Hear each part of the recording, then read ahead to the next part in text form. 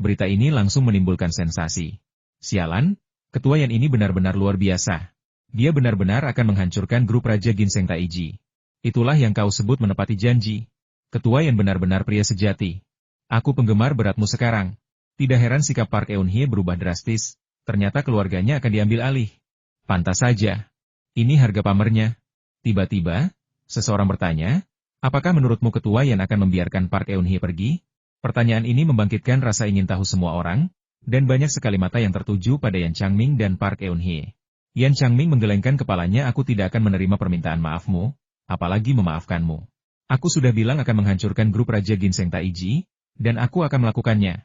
Pernyataan kuat ini mengundang sorak-sorai banyak orang, baik di tempat kejadian perkara maupun melalui siaran langsung daring. Park Eun-hye merasa seperti jatuh ke dalam gua es, dan buru-buru berkata, Tuan Yan, ada pepatah Tiongkok kuno. Seseorang harus bersikap lunak selagi bisa. Lagi pula, bukankah orang hebat seperti Anda seharusnya bisa menoleransi situasi seperti itu? Mengapa Anda tidak bisa melepaskan kami? Kenapa? Karena aku tidak mau, kata Yan Changming. Lalu mengabaikan permohonan Park Eun-hye dan berbalik bertanya pada Wang Bin, uangnya sudah ditransfer ke rekening balai lelang. Bolehkah aku mengambil ginseng liar itu sekarang? Tentu saja. Jawab Wang Bin. Lalu segera memerintahkan stafnya untuk mengantarkan kotak cendana berisi ginseng liar itu kepada Yan Changming.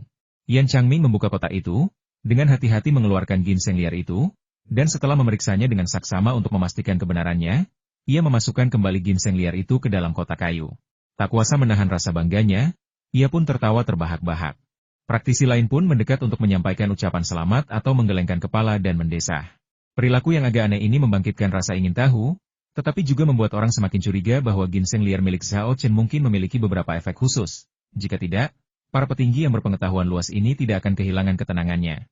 Para praktisi datang ke pelelangan khusus untuk mendapatkan ginseng liar. Dan sekarang setelah pelelangan selesai, mereka pergi satu demi satu. Ayah dan anak keluarga yang juga hendak pergi. Tetapi Park Eun-hye menghentikan mereka. Tuan Yan, apakah Anda benar-benar tidak akan membiarkan grup Raja Ginseng Taiji kita pergi? Tanya Park Eun-hye. Yan Changming tidak berbicara, dia hanya menggelengkan kepalanya. Baiklah, kalau begitu aku akan menghancurkan ginseng liar ini. Park Eun-hye meraung, menerjang Yan Changming, mencoba merebut ginseng liar itu dari tangannya dan menghancurkannya. Namun, dia meremehkan kekuatan Yan Changming. Meskipun ia pernah belajar taekwondo dan bahkan pemegang sabuk hitam, Yan Changming adalah seorang praktisi yang sedang dalam tahap meditasi. Kekuatan Park Eun-hye tidak ada apa-apanya baginya. Yan Changming bahkan tak perlu mengangkat satu jari pun. Ia hanya memelototinya dan berteriak, berlututlah. Ki yang kuat memancar dari tubuhnya, berubah menjadi tangan raksasa tak terlihat yang menghantam Park Eun-hye, membuatnya tak berdaya. Dengan bunyi gedebuk, ia tersungkur ke tanah. Park Eun-hye berusaha keras untuk bangun, tetapi sia-sia. Tekanan tak kasat mata yang menekannya sungguh tak tertahankan. Ia kini mengerti mengapa Li Si begitu ketakutan hingga berlutut dan memohon belas kasihan, lalu bergegas pergi. Ternyata Yan Changming dan kelompoknya bukan sekadar petinggi perusahaan besar, melainkan sekelompok dewa hidup yang bahkan lebih kuat dari Li Si. Park Eun-hye dipenuhi penyesalan. Jika dia tahu tentang situasi Yan Changming dan yang lainnya lebih awal, dia tidak akan pernah berani menentang mereka. Sayangnya, penyesalan sudah terlambat. Semut kecil berani mengancamku? Kau benar-benar melebih-lebihkan dirimu sendiri. Seharusnya kau berlutut di sini dan merenungkan tindakanmu, kata Yan Changming sebelum mengambil ginseng liar itu dan melangkah pergi. Meskipun Yan Changming telah pergi, Park Eun-hye tetap terbaring di tanah. Bukannya ia tidak ingin bangun, tetapi tekanan tak terlihat yang menekannya belum hilang. Jadi sekeras apapun ia berusaha, ia tidak bisa bangun. Kelompoknya orang Korea bergegas menghampiri, mencoba menolongnya, tetapi sia-sia. Presiden Park, semua orang sudah pergi. Mereka tidak bisa melihat kebaikan Anda lagi. Tolong bangun, ini terlalu memalukan, kata asisten itu. Ia mengira Park Eun-hye sengaja bersujud untuk memohon ampun. Park Eun-hye sangat ingin mengatakan bahwa ia tidak jatuh dengan sengaja. Tetapi ia ditahan oleh kekuatan tak terlihat dan tak bisa bergerak. Namun, ketika ia membuka mulut, ia hanya bisa megap-megap dan tak punya kekuatan untuk berbicara. Adegan ini memicu diskusi hangat di antara orang-orang di tempat lelang dan di siaran langsung daring. Ketua yang sangat mendominasi. Wanita Korea ini terlalu penurut.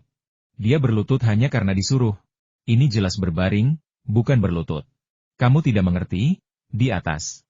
Ini namanya sujud, gerakan yang hebat. Dia seorang wanita. Dari mana dia bisa mendapatkan kelima anggota tubuh itu? Sial, bisakah kalian berhenti berpikiran kotor seperti itu? 5 anggota badan? Itu maksudnya kepala dan 4 anggota badan. Bukan itu yang kalian pikirkan. Ketua yang sudah pergi. Kenapa wanita Korea ini belum bangun juga? Apa dia benar-benar berniat mendengarkan apa yang dikatakan ketua yang sebelum pergi dan terus berlutut di sini? Entahlah. Tapi adegan ini sungguh memuaskan untuk ditonton. Mereka semua merasa lega, terutama Fang Yi dan yang lainnya. Saya tidak pernah menyangka orang-orang Korea ini akan berakhir seperti ini. Sungguh melegakan. Direktur Emma tertawa terbahak-bahak, melepaskan semua ketegangan dan kebencian yang telah ia pendam selama 2 hari terakhir. Fang Yi senang sekaligus penasaran ketua Zhao. Kapan Anda mengenal para petinggi perusahaan besar ini? Saya tidak tahu Anda mengenal begitu banyak orang penting. Zhao Chen berkata, jika aku katakan kepadamu bahwa aku sebenarnya tidak mengenal orang-orang ini, apakah kamu akan mempercayaiku? Tentu saja aku tidak percaya. Jawab Fang Yi. Tapi aku tidak mengenalinya. Zhao Chen merentangkan tangannya. Fang Yi berseru kaget, bagaimana mungkin? Bukankah mereka yang kau undang untuk membantu? Zhao Chen menggelengkan kepalanya dan berkata, saya tidak meminta mereka datang dan membantu. Saya hanya memberitahu mereka bahwa ada ginseng liar di sini, lalu mereka datang sendiri. Fang Yi tercengang hanya itu. Selesai. Kata Zhao Chen mengiyakan, lalu berdiri dan berkata, lelang sudah selesai, dan aku harus segera menghadiri pesta ulang tahun kakek Uyan, jadi aku pergi sekarang. Saudara Fang, ingat untuk segera meminta pihak rumah lelang mentransfer uang ginseng liar ke rekeningku. Katakan pada mereka untuk memotong biaya penanganan yang terutang, kita tidak kekurangan uang sedikit itu. Banyak orang yang mendengarnya memutar mata mereka serempak. 3 miliar, dan setelah pajak, biaya penanganannya hampir 100 juta. Apa ini termasuk uang receh? Apa kau harus sok tahu? Wang Bin sangat gembira. Lelang jamu Guangzhou kali ini benar-benar mengejutkan kami. Sudah bisa ditebak besok. Tidak, hari ini, berita ginseng liar yang terjual dengan harga memecahkan rekor 3 miliar yuan akan menyebar luas dan menjadi topik pembicaraan terhangat. Dalam konteks ini, reputasi dan pengaruh lelang jamu Guangzhou akan meroket. Bahkan mungkin menjadi lelang jamu terkemuka di negara ini, bahkan Asia. Bagaimana mungkin dia tidak senang dengan situasi yang saling menguntungkan ini? Dia bahkan merasa Zhao Chen sangat menyenangkan dan berkata, Tuan Zhao, tenang saja, kami akan mentransfer hasil lelang ginseng liar ke rekening Anda sesegera mungkin. Zhao Chen mengangguk, terima kasih. Saat melewati Park Eun-hye, ia berjongkok, mendekatkan diri ke telinga Park Eun-hye, dan berbisik, ini nasihatnya jangan terlalu sombong. Park Eun-hye ingin melotot ke arah Jo Won, tetapi dia bahkan tidak punya kekuatan untuk mengangkat kepalanya. Baiklah, jangan berterima kasih padaku, teruslah berbaring di sana, kata Zhao Chen dengan nada mengejek. Berbeda dengan yang lain, dengan bantuan dalang, ia tahu bahwa Park Eun-hye telah ditindas oleh Yan Changming menggunakan teknik yang disebut teknik memindahkan gunung.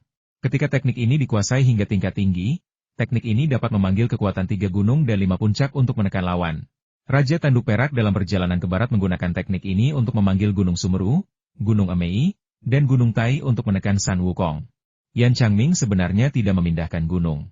Pertama, dia tidak cukup kuat, dan kedua, dia menunjukkan belas kasihan. Kalau tidak, Park Eun-hye pasti sudah terlindas sampai mati di tempat. Dengan bantuan dalang dan lembar informasi, Zhao Chen juga belajar cara menggunakan teknik memindahkan gunung. Ini adalah versi yang disempurnakan, dengan persyaratan yang lebih rendah dan kekuatan yang lebih tinggi daripada teknik memindahkan gunung yang asli.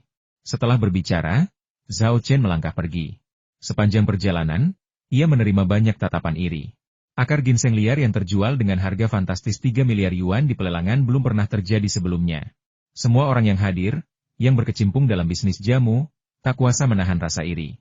Sementara itu, beberapa orang dengan motif tersembunyi mulai merencanakan rencana jahat mereka. Saat Zhao Chen keluar dari pusat konvensi, ia melihat para kultivator pergi dengan mobil. Mereka memperlakukannya seperti orang biasa dan tak pernah meliriknya. Zhao Chen juga senang dengan ini. Kalau saja para penggarap ini mengetahui identitasnya, diganggu sampai mati adalah hal terakhir yang perlu dikhawatirkannya. Bahkan mungkin ada bahaya. Setelah melihat kultivator itu pergi, Zhao Chencai berkata kepada wanita tulang, ayo pergi juga. Ya, jawab wanita tulang, lalu berjalan menuju tempat parkir bersama Zhao Chen. Tanpa mereka sadari, ada seseorang yang sedang memperhatikan mereka. Pria ini tak lain adalah Li Si, yang telah lama meninggalkan pusat konvensi. Ia berdiri di atas gedung di seberang Akademi Drama Pusat di pusat konvensi, menatap seluruh pemandangan di pintu masuk pusat konvensi. Ia kehilangan muka hari ini, dan mustahil baginya untuk tidak marah. Ia tidak berani melampiaskan amarahnya kepada Yan Changming dan para kultivator lainnya, jadi ia berencana melampiaskannya kepada Zhao Chen. Namun, sebelum melampiaskannya, ia perlu menyelidiki hubungan antara Zhao Chen dan Yan Changming. Jika hubungan mereka dekat, ia pasti tidak akan berani bertindak. Setelah mengamati sejenak, Guru Li menyimpulkan anak bernama Zhao Chen ini tidak ada hubungannya dengan para petinggi itu. Setelah dia keluar, tidak ada satupun yang menyambutnya. Jika mereka saling kenal, hal ini tidak akan terjadi. Sepertinya anak ini hanya beruntung dan mendapatkan ramuan obat khusus. Itulah sebabnya dia menarik para petinggi itu. Berkat teknik penyembunyian Qi dan gelang penyembunyi Qi, Guru Li tidak dapat melihat sifat asli Zhao Chen dan wanita tulang, memperlakukan mereka seperti orang biasa yang secara tidak sengaja mendapatkan ramuan spiritual. Itulah sebabnya ramuan ini menarik banyak kultivator untuk membelinya. Kalau tidak, bagaimana mungkin ginseng liar biasa bisa mencapai harga selangit, yaitu 3 miliar? Sekalipun ginseng itu berkualitas tinggi, harganya tetap tidak akan sepadan. Guru Li bertanya-tanya dengan rasa ingin tahu, ramuan obat yang tampak seperti ginseng liar itu, harta karun apa? Mustahil itu roh ginseng berusia 1000 tahun, kan?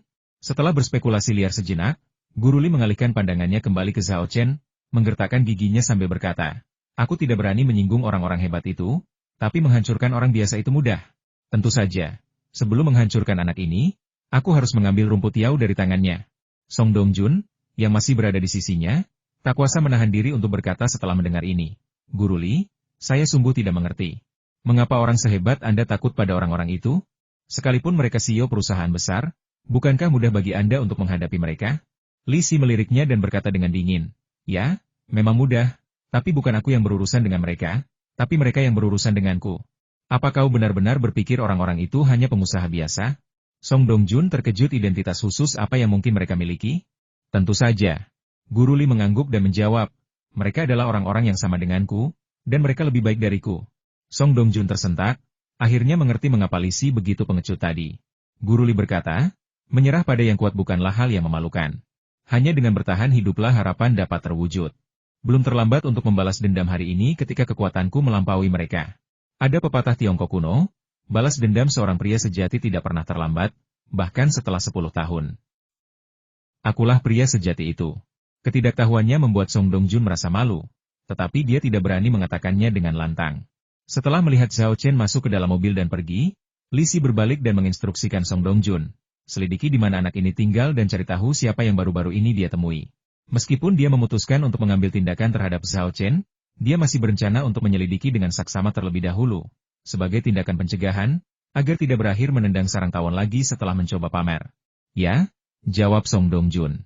Apapun yang dipikirkannya, ia tak berani menentang perintah Guru Li.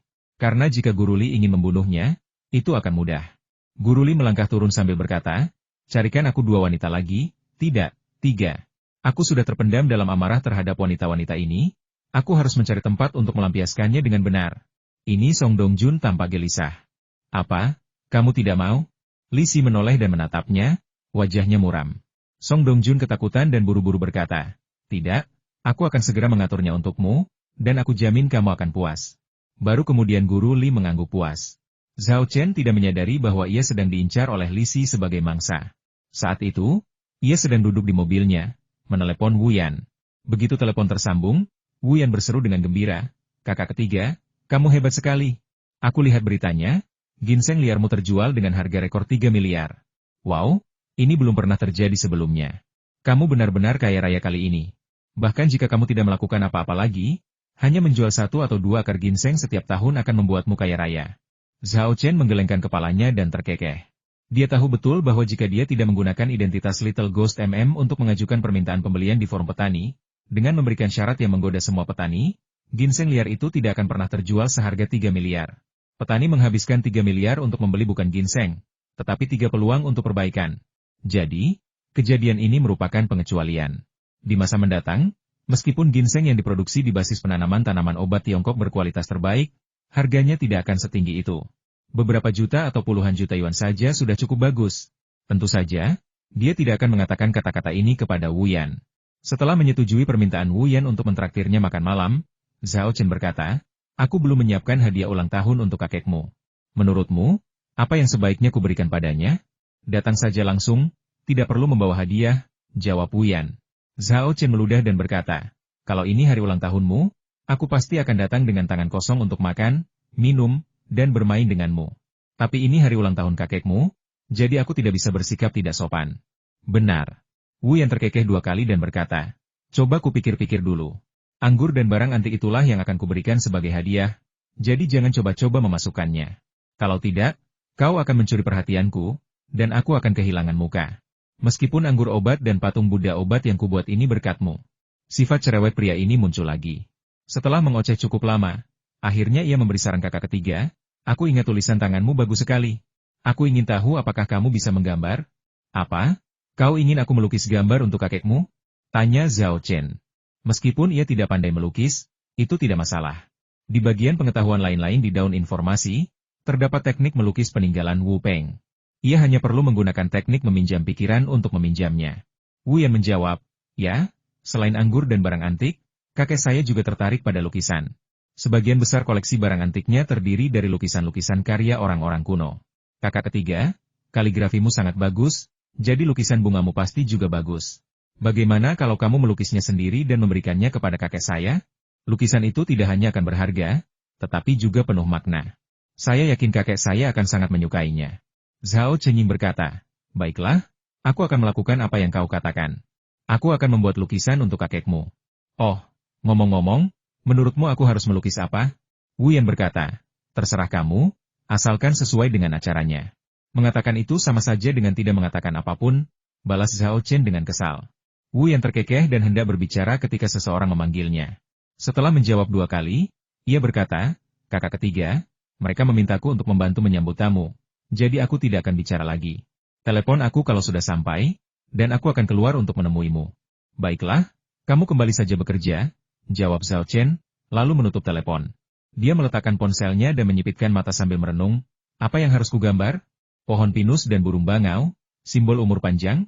Atau buah persik? Semua ini terasa terlalu umum dan klise. Sesaat kemudian, dia mendapat ide. Dari apa yang dikatakan Wu Cheng sebelumnya, sepertinya kakek Wu menderita penyakit yang sangat serius, dan mungkin tidak akan lama lagi.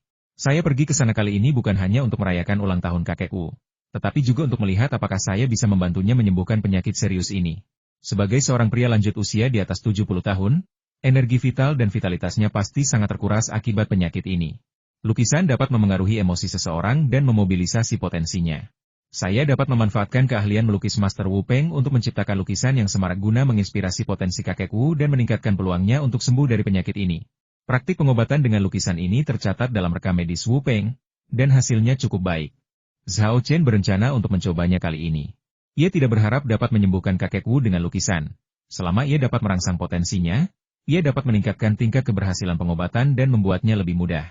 Terlebih lagi, lukisan yang dapat dilihat dan digunakan jauh lebih bermakna daripada lukisan ulang tahun biasa. Ada yang mungkin berkata, bisakah lukisan benar-benar digunakan untuk menyembuhkan penyakit? Bukankah itu agak mengada-ada? Faktanya, selain invasi patogen eksternal, perubahan emosi seseorang juga merupakan faktor penting dalam jatuh sakit. Ungkapan salah mengira busur di cangkir sebagai ular menggambarkan seseorang yang, melihat pantulan busur di cangkir anggurnya sebagai ular, menjadi begitu ketakutan hingga jatuh sakit parah. Ini adalah contoh penyakit yang disebabkan oleh faktor emosional. Meskipun emosi dapat menyebabkan penyakit, emosi juga dapat menyembuhkannya. Pengobatan modern juga percaya bahwa sikap positif dan optimis membantu menjaga fungsi tubuh dan mempercepat pemulihan. Namun, tidak mudah bagi sebuah lukisan untuk memengaruhi emosi seseorang dan melepaskan potensinya. Dibutuhkan keahlian tingkat master untuk memberi makna pada karya tersebut. Namun bagi Zhao Chen, hal ini sama sekali bukan masalah. Karena di bagian studi lain-lain di lembar informasi, keahlian melukis Wu Peng telah melampaui level master, mencapai ranah transenden. Cincin penyimpanan Zhao Chen berisi kuas jimat darah naga, tetapi tidak ada tinta atau kertas gambar biasa. Mustahil baginya menggunakan tinta cinabar dan kertas jimat untuk melukis lukisan untuk kakek Wu, kan? Melakukan hal itu kemungkinan besar akan mengakibatkan pukulan dari keluarga Wu saat lukisan itu dipersembahkan. Apakah Anda di sini untuk mengucapkan selamat ulang tahun atau membuat masalah? Menggambar jimat di pesta ulang tahun seseorang? Apakah Anda mencoba mengutuk mereka atau semacamnya? Setelah berpikir sejenak, Zhao Chen memberi instruksi kepada wanita tulang. Berhentilah saat kau melihat toko kaligrafi dan lukisan di sepanjang jalan. Baik, jawab wanita tulang.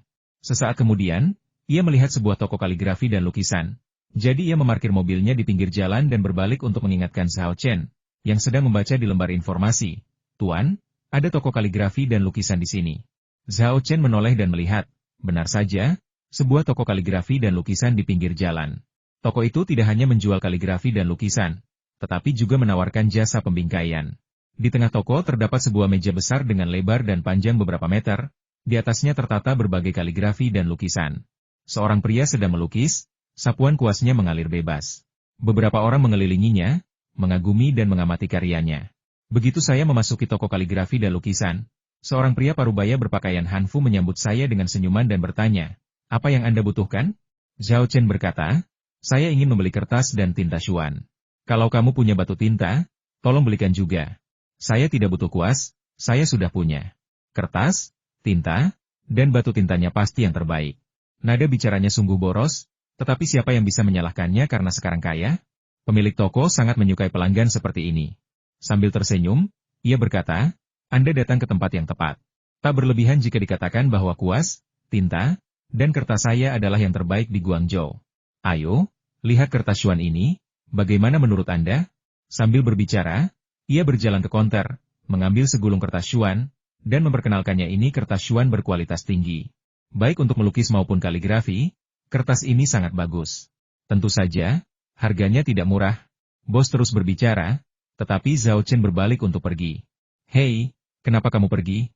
Apa kamu pikir kertas Xuan ini terlalu mahal? Ini kertas Xuan terbaik, jadi wajar saja kalau harganya mahal. Aku punya beberapa yang lebih murah di sini," kata penjaga toko cepat. Zhao Chen berbalik dan mendengus, "Ini kertas Xuan terbaik? Apa kau mencoba memanfaatkanku? Kertas Xuan seharusnya keras namun lembab, halus namun tidak licin, putih bersih dan padat, bertekstur bersih, tidak rusak saat dilipat, dan berdaya serap tinta tinggi. Kertas Xuan yang bagus setipis sayap jangkrik dan sehalus lemak kambing. Apa yang membuat setumpuk kertas Xuanmu ini layak disebut bagus?" Bosnya tersipu dan berkata dengan agak canggung, "Oh, kamu ahli. Seharusnya kamu bilang begitu lebih awal." Awalnya ia mengira Zhao Chen adalah seorang kaya baru yang sok kaya. Itulah sebabnya ia mengeluarkan setumpuk besar kertas Xuan untuk menipunya. Tanpa ia sadari, orang ini sama sekali bukan domba, melainkan serigala berbulu domba. Sang pemilik toko, yang tak lagi berani bertindak gegabah, mengganti kertas itu dengan kertas yang benar-benar bagus dan mengeluarkan tinta serta batu tulis yang benar-benar berkualitas. Sejujurnya, Zhao Chen tidak tahu apapun tentang kualitas kertas, tinta, dan batu tinta. Tetapi itu tidak masalah, ia punya dalang. Setelah sang dalang memindai dan memeriksa barang-barang tersebut, ia memastikan bahwa kertas, tinta, dan batu tinta yang dibawa pemilik toko memang berkualitas tinggi, barang-barang terbaik di toko tersebut. Batu tintanya, khususnya, dibuat dengan sangat teliti oleh seorang ahli pembuat batu tinta. Desainnya yang indah dan bakat artistiknya sungguh luar biasa. Produk yang bagus tentu saja dijual dengan harga tinggi. Tetapi itu bukan masalah bagi Zhao Chen, yang baru saja menghasilkan 3 miliar. Setelah membayar dengan kartu, Zhao Chen mengajukan permintaan, "Bisakah saya meminjam meja Anda sebentar? Apakah Anda ingin melukis?" tanya penjaga toko. Zhao Chen mengangguk. "Tidak masalah," sang bos setuju. Sambil secara pribadi membantu Zhao Chen membersihkan meja dan menyediakan cukup ruang untuknya. Melihatnya hendak melukis, beberapa orang di sekitarnya meliriknya dengan rasa ingin tahu. Bahkan orang yang sedang melukis pun berhenti untuk melihat apa yang akan dilukis pemuda ini dengan kertas dan tinta semahal itu, dan lukisan seperti apa yang akan dihasilkannya. Setelah memarkir mobilnya, Bonnie Woman masuk ke toko kaligrafi dan lukisan.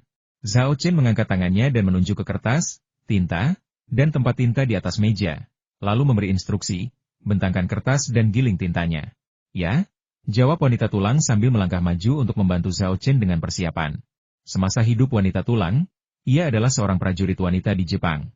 Pada masa itu, Jepang sangat mengagumi peradaban Tiongkok, dan para bangsawan kelas atas semuanya membaca puisi Tang dan Song serta menulis dalam aksara Mandarin. Kaligrafi dan melukis juga merupakan keterampilan penting bagi kelas atas dan bangsawan. Meskipun wanita tulang adalah seorang prajurit wanita, agar dapat berintegrasi dengan kelas atas pada masa itu, ia juga menyewa seorang guru terkenal untuk belajar kaligrafi dan melukis. Meskipun ia telah melupakan banyak kenangan masa lalunya, keterampilan ini, layaknya seni bela diri, telah lama tertanam dalam dirinya.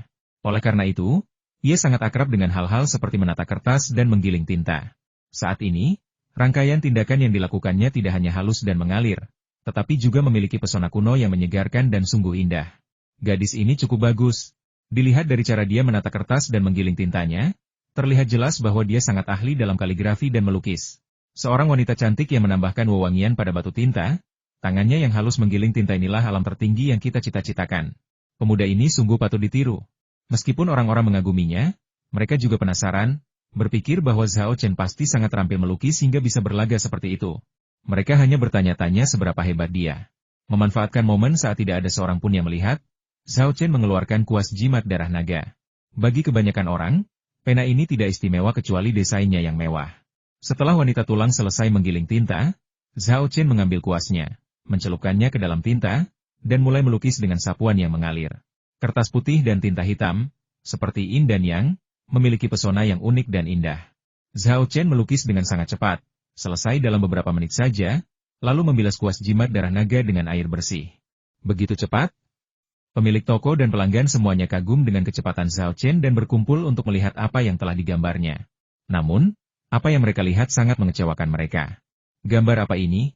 Apa ini semacam coretan? Kukira anak ini, dengan kertas dan tinta semahal itu, dan wanita-wanita cantik yang melayaninya, akan menghasilkan mahakarya yang langka. Ternyata, dia hanya mencoret-coret beberapa baris di kertas. Apa ini masih bisa disebut lukisan? Coretan cucuku jauh lebih bagus dari ini.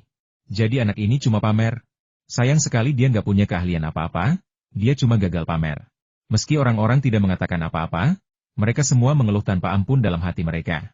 Alasannya adalah, selain dari apa yang tampak seperti coretan tinta yang asal-asalan, tidak ada hal lain apapun dalam lukisan Zhao Chen. Ini bisa disebut lukisan? Bercanda, kan? Bahkan sang bos pun tak kuasa menahan diri untuk mengeluh dalam hati untuk menghasilkan sampah seperti itu. Mereka malah menggunakan kertas dan tinta mahal, dan bahkan menggunakan jasa wanita-wanita cantik. Sungguh mubazir. Zhao Chen melihat penghinaan di wajah mereka, tetapi tidak terlalu ambil pusing. Sebaliknya, ia tersenyum, tampak cukup bersyukur, dan berkata puas, lumayan. Semua orang memutar bola mata serempak, berpikir dalam hati, ini dianggap bagus? Serius? Kamu buta? Atau kamu memang terlalu tak tahu malu? Kamu tahu nggak sih apa itu lukisan yang bagus? Pernah lihat lukisan yang benar-benar bagus? Pemilik toko, seorang pria yang tak tahu malu, terkekeh dan menjawab, karena menurutmu bagus, kenapa tidak dibingkai saja? Keahlian membingkai saya sangat tinggi, dan harganya pun masuk akal. Zhao Chen menggelengkan kepalanya dan menolak tidak perlu, aku sedang terburu-buru. Memasang lukisan membutuhkan waktu, dan semakin baik dan teliti lukisan tersebut dipasang, semakin lama waktu yang dibutuhkan. Hari sudah hampir siang, dan Zhao Chen harus bergegas menghadiri perayaan ulang tahun kakekku, jadi ia tidak punya waktu untuk disia-siakan di sini. Tentu saja, lukisan itu tidak tampak megah tanpa bingkai. Zhao Chen dengan lembut mengangkat lukisan itu dari meja dan mendesah. Biarkan saja. Ngomong-ngomong, aku akan memberikan lukisan ini sebagai hadiah. Biarkan mereka membingkainya sendiri nanti. Orang-orang di toko itu terkejut lagi. Beraninya kamu memberikan lukisan seburuk itu sebagai hadiah? Apa kamu tidak takut orang-orang akan menghajarmu setelah melihatnya? Zhao Chen mengambil lukisan itu dan melangkah pergi. Setelah dia pergi, orang yang sedang melukis menunjuk ke arah bosnya dan mengeluh. Liu Tua, apa yang kau pikirkan? Lukisanmu jelek sekali, dan kau malah ingin membingkainya. Si pemilik toko menjawab, saya seorang pengusaha. Tentu saja saya harus memanfaatkan kesempatan ini untuk menghasilkan uang. Sayang sekali anak itu menolak tawaran untuk membingkai lukisan itu. Kalau tidak, dengan pengeluarannya yang boros untuk kertas, tinta, dan batu tulis, membingkai lukisan itu pasti akan menghasilkan banyak uang bagi saya. Penolakannya menunjukkan dia masih memiliki kesadaran diri dan tahu lukisannya jelek, kata orang lain. Meskipun bisikan mereka di belakangnya pelan, Zhao Chen dapat mendengarnya dengan jelas. Meskipun Zhao Mei tidak bisa memahami ucapan manusia, dia masih bisa menebak apa yang dimaksud orang-orang ini dari ekspresi jijik mereka. Ayah, sepertinya orang-orang ini jijik dengan lukisan Anda. Itu karena mereka tidak tahu nilainya, jawab Zhao Chen sambil tertawa dalam bahasa hantu. Lukisan ini baru setengah jadi, masih ada satu langkah terakhir yang krusial untuk diselesaikan. Mungkin sekarang tidak terlihat bagus, tetapi setelah langkah terakhir itu selesai, lukisan itu akan mengalami transformasi total. Benarkah?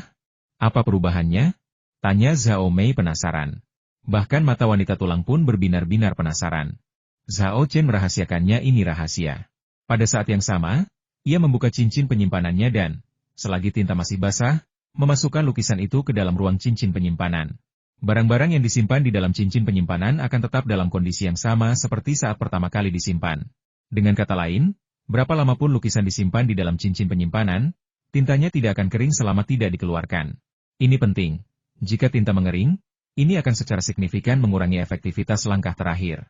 Zhao Chen tiba di tempat pesta ulang tahun kakek Wu yang sebuah restoran kanton kelas atas yang sangat terkenal di Guangzhou sebelum tengah hari.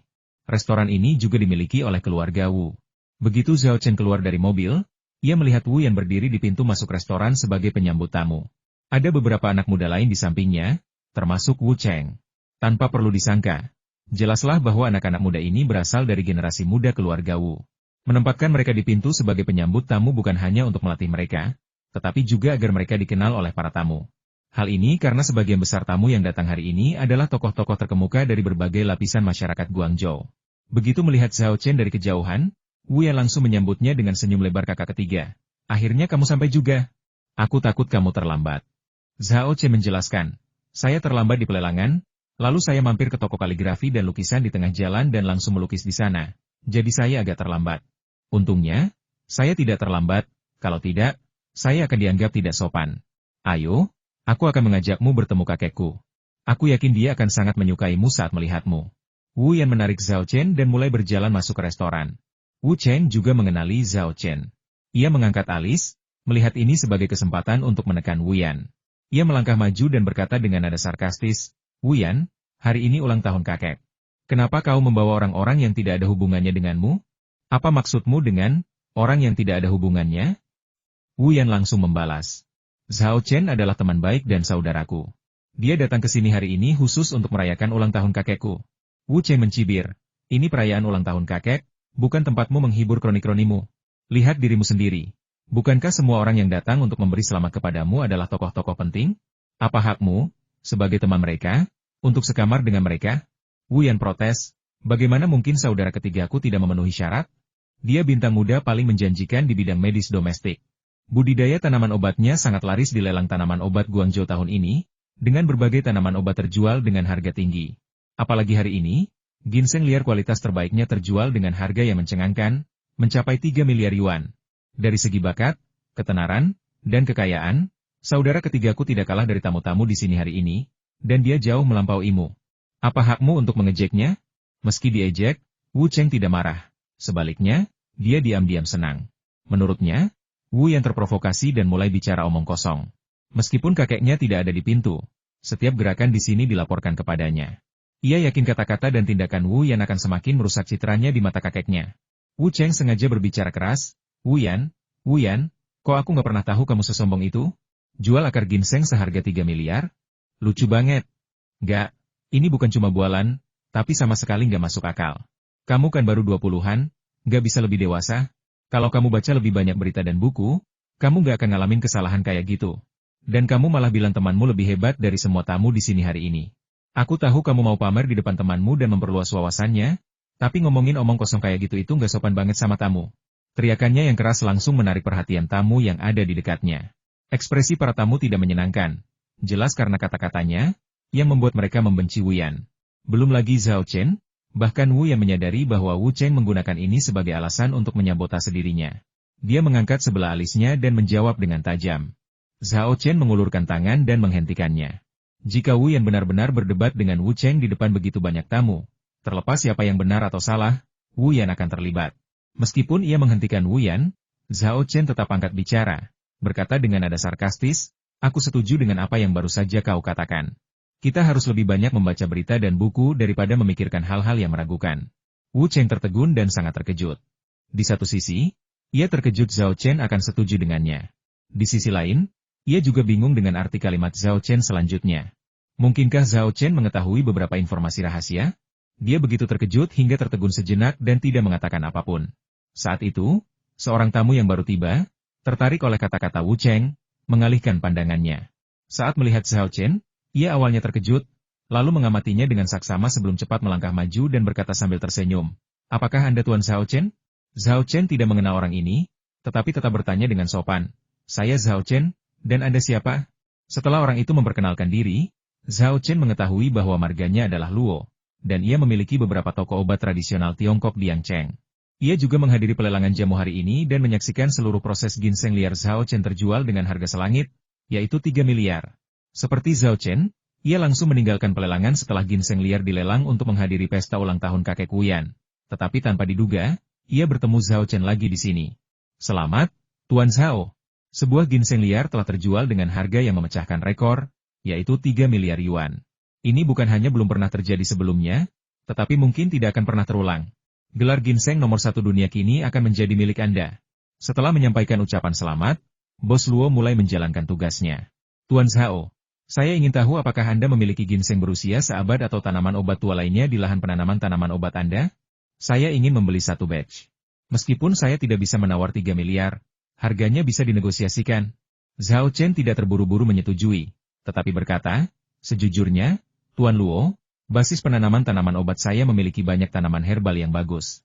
Setelah lelang Guangzhou berakhir, saya akan kembali ke Chengdu."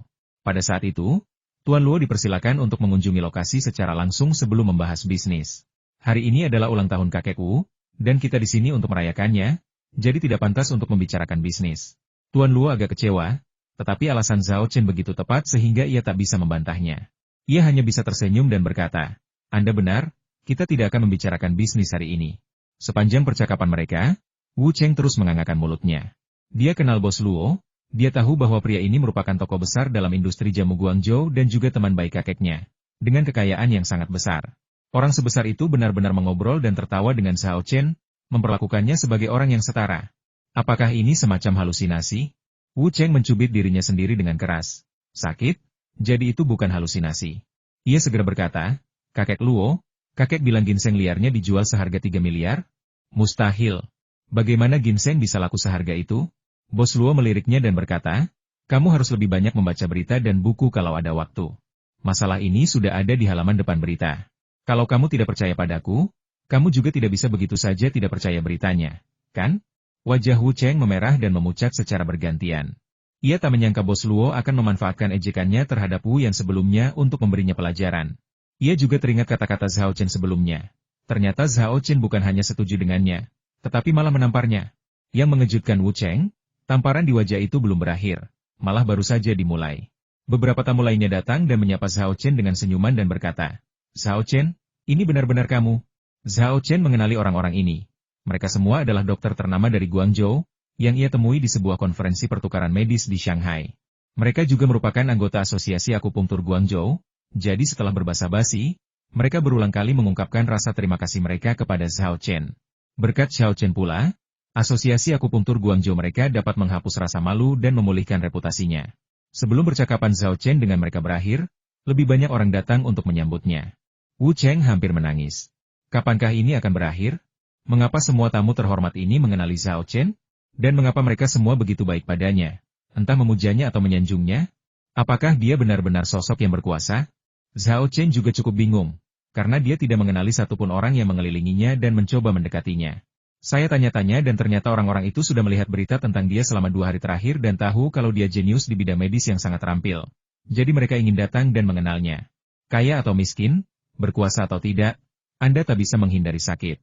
Penyakit ringan memang bisa ditangani, tetapi untuk penyakit kompleks atau serius, Anda hanya bisa mengandalkan dokter untuk menyelamatkan hidup Anda. Oleh karena itu, mengenal dokter yang sangat terampil bagaikan menambahkan lapisan perlindungan ekstra dalam hidup Anda. Berdasarkan laporan berita dan verifikasi netizen selama 2 hari terakhir, kemampuan medis Zhao Chen terbukti sangat luar biasa. Yang terpenting, usianya masih sangat muda, baru 20 tahun lebih, dan pasti akan semakin baik di masa mendatang. Tidak mengherankan jika seorang dokter yang memiliki kemampuan dan potensi akan sangat dicari. Mendengar orang-orang memuji Zhao Chen, sepupu Yan yang lain terkejut dan menariknya ke samping untuk bertanya, "Wu Yan, apakah yang dikatakan para tamu itu benar? Apakah temanmu benar-benar sehebat itu?" Wu Yan berkata dengan bangga, "Pasti benar. Kakak ketigaku adalah seorang supernova yang diakui di bidang medis. Dan selain keterampilan medisnya, dia juga memiliki banyak kemampuan luar biasa lainnya." Ia segera mulai menceritakan apa yang ia ketahui tentang keterampilan Zhao Chen dalam musik, tari, sulap, kaligrafi, dan banyak bidang lainnya. Ia tidak perlu melebih-lebihkan apapun, ia hanya mengatakan yang sebenarnya, yang membuat sepupu-sepupunya terdiam. Salah satu sepupu saya berseru takjub, "Ya ampun, dia benar-benar menguasai banyak sekali keterampilan, dan dia mahir dalam semuanya. Sungguh luar biasa. Aku tidak suka mendengar itu. Bagaimana bisa kau menyebut saudara ketigaku mesum?" Wu Yan memelototi sepupunya sebelum berkata, "Dia jelas-jelas mesum. Semua orang memutar mata mereka serempak jadi kamu tidak menyukainya karena kamu menganggap kata mesum terlalu lemah." Seorang sepupu yang cantik, matanya berbinar saat menatap Zhao Chen, berseru dengan senyum licik, "Dia tampan, cakap, dan kaya. Dia benar-benar suami yang ideal." "Sepupu Yan, apakah temanmu punya pacar?" Begitu dia berkata demikian, sepupu-sepupu perempuan lajang lainnya pun ikut menajamkan telinga mereka. Seperti yang dikatakan sepupunya ini, persyaratan Zhao Chen benar-benar luar biasa. Dia praktis merupakan model suami yang sempurna, membuat sulit bagi siapapun untuk tidak tergoda. Wu Yan berkata sambil tersenyum, "Apa? Kau menyukai kakak ketigaku? Seleramu bagus. Sayang sekali sudah terlambat, kakak ketigaku sudah punya pacar." Gelombang kekecewaan membasahi wajah beberapa sepupu perempuannya. Namun salah satu dari mereka, sepupu yang agak belak-belakan, menolak menyerah, dengan berkata, punya pacar juga tidak masalah. Selama kamu terus menggali, tidak ada sudut yang tidak bisa kamu capai. Wu Yan terdiam, dan berkata dengan ekspresi muram, sepupu, kau tidak bisa melakukan ini padaku. Lagi pula, pacar kakak ketigaku sangat cantik. Sepupunya mengangkat alis dan memarahi dengan kesal. Sialan, Wu Yan, apa maksudmu? Apa maksudmu aku tidak tampan? Tidak, kamu memang cantik, tapi tetap saja kamu tidak bisa dibandingkan dengan pacar kakak ketigaku. Terkadang, kejujuran Wu Yan bisa sangat menyebalkan. Bukankah pacarnya wanita yang berdiri di sampingnya? Dia memang sangat cantik dan berwibawa, kata sepupu lainnya. Wu Yan menggelengkan kepalanya dan berkata, jangan bicara omong kosong, itu sekretarisnya, Bai Mei. Seseorang berkomentar, mempekerjakan seorang wanita cantik sebagai sekretarisnya, dia pasti seorang penggoda wanita. Beberapa anak laki-laki bahkan menunjukkan ekspresi iri. Wu Yan buru-buru berkata, jangan bicara omong kosong. Kakak ketigaku sangat setia. Bai Mei dan dia hanya punya hubungan kerja. Tidak seperti yang kau bayangkan. Meskipun dia sering bercanda tentang Zhao Chen secara pribadi, dia tetap membela reputasi Zhao Chen di depan umum. Sementara Wu Yan dan saudara perempuannya mengobrol, Zhao Chen selesai berurusan dengan orang-orang di sekitarnya. Wu Yan bercanda, kakak ketiga, kamu sungguh luar biasa. Bahkan para tamu yang datang ke pesta ulang tahun kakekku pun ingin mengenalmu. Pada saat yang sama, dia tidak lupa mengejek Wu Cheng kakak Cheng. Kamu lihat apa yang terjadi tadi, kan? Jadi, menurutmu apakah kakak ketigaku layak datang dan merayakan ulang tahun kakek? Wajah Wu Cheng sehitam jelaga di dasar panci. Ia mendengus, tetapi tidak menjawab. Karena dia tidak tahu bagaimana mengatakannya. Saat para tamu memuji Zhao Chen, dia memeriksa berita di ponselnya dan, benar saja, melihat laporan berita bahwa ginseng liar milik Zhao Chen telah terjual dengan harga yang memecahkan rekor, yaitu 3 miliar yuan. Dia tidak hanya tercengang dengan harga itu, tetapi juga merasa akal sehatnya telah hancur oleh harga yang keterlaluan itu. Menghadapi sarkasme Wu Yan, ia benar-benar kehilangan kata-kata, dan takut jika ia membuka mulut, ia akan dipermalukan di depan umum lagi, yang akan sangat memalukan. Jadi, ia memilih untuk diam saja dan tidak mengatakan apa-apa. Wu Yan tersenyum dan tidak memanfaatkan keuntungannya. Berbeda dengan Wu Cheng yang ingin sekali menginjak-injak semua sepupunya, ia tetap menjaga rasa kekeluargaan. Meskipun tidak menyukai Wu Cheng, ia tetap menunjukkan sedikit harga diri kepada Wu Cheng di hadapan para tamu. Apakah Wu Cheng akan menghargainya atau tidak masih harus dilihat. Ayo, kakak ketiga. Aku akan mengantarmu masuk untuk menemui kakekku. Wu Yan memberi isyarat agar mereka masuk dan menuntun Zhao Chen dan wanita tulang ke dalam restoran. Setelah melihat mereka pergi, Wu Cheng melambaikan tangan kepada seseorang yang tidak jauh darinya. Pria itu berlari kecil menghampiri Wu Cheng, tetapi sebelum sempat berbicara, ia dihujani makian sudah kubilang selidiki anak bermarga Zhao ini. Dan apa yang kau lakukan? Omong kosong macam apa yang kau bawa pulang? Seorang mahasiswa miskin dari daerah pegunungan terpencil? Orang yang menjual ginseng seharga 3 miliar yuan itu tidak mungkin berhubungan dengan mahasiswa miskin. Dasar idiot macam apa kau? Kau benar-benar idiot. Kalau kau tidak salah informasi, apa aku akan dipermalukan seperti ini? Apa aku akan berada dalam situasi yang canggung dan memalukan seperti ini? Orang lainnya tampak merasa dirugikan dan ingin membela diri, tetapi tidak tahu bagaimana memulainya. Wu Cheng lalu bertanya, sudahkah kamu mencari tahu hadiah apa yang akan diberikan Wu yang kepada kakek? Pihak lain dengan cepat menjawab, kami sudah memeriksa. Itu beberapa potong tembikar. Apa kamu yakin? Saya yakin. Saya bertanya kepada pemilik toko di kota antik Siguan, dan dia memberitahu saya bahwa seseorang membawa beberapa tembikar ke tokonya untuk dijual. Tetapi dia tidak membelinya karena menurutnya pengerjaannya buruk. Namun, Wu Yan dan pria bermarga Zhao ini membelinya seharga puluhan ribu yuan. Wu Cheng mengerutkan kening, agak bingung, dan berkata, jika pengerjaannya sangat buruk, mengapa Wu Yan menghabiskan puluhan ribu yuan untuk membelinya? Mungkin karena usianya yang sudah tua? Pemilik toko barang antik bilang kalau tembikar-tembikar itu berasal dari dinasti Song. Begitu. Wu Cheng mengangguk tanpa curiga, lalu berkata sambil mencibir, barang antik bukan hanya soal usia. Barang antik juga membutuhkan seni dan nilai koleksi. Beberapa tembikar yang dibuat dengan buruk tidak berharga dan tidak memiliki nilai koleksi.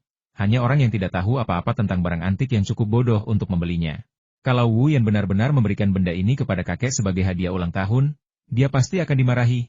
Setelah mengatakan itu, ia tertawa terbahak-bahak. Bawahannya, yang menyadari situasi tersebut, terkekeh beberapa kali sebagai tanggapan. Tepat saat itu, sebuah mobil mewah berhenti di depan restoran, dan seorang pemuda berjas rapi keluar. Melihatnya, Wu Cheng segera menyingkirkan bawahannya dan melangkah maju sambil berseri-seri. Haha, saudara Ming Wen, Akhirnya kau tiba. Aku sudah lama menunggumu. Hari ini, Wu Cheng juga mengundang teman-teman untuk merayakan ulang tahun kakeknya. Tetapi tujuannya sama sekali berbeda dari Wu Yan. Wu Cheng ingin memanfaatkan kesempatan ini untuk menunjukkan koneksinya. Nyatanya, Wu Cheng tidak hanya mengundang teman-temannya, tetapi ayahnya juga mengundang banyak mitra bisnis.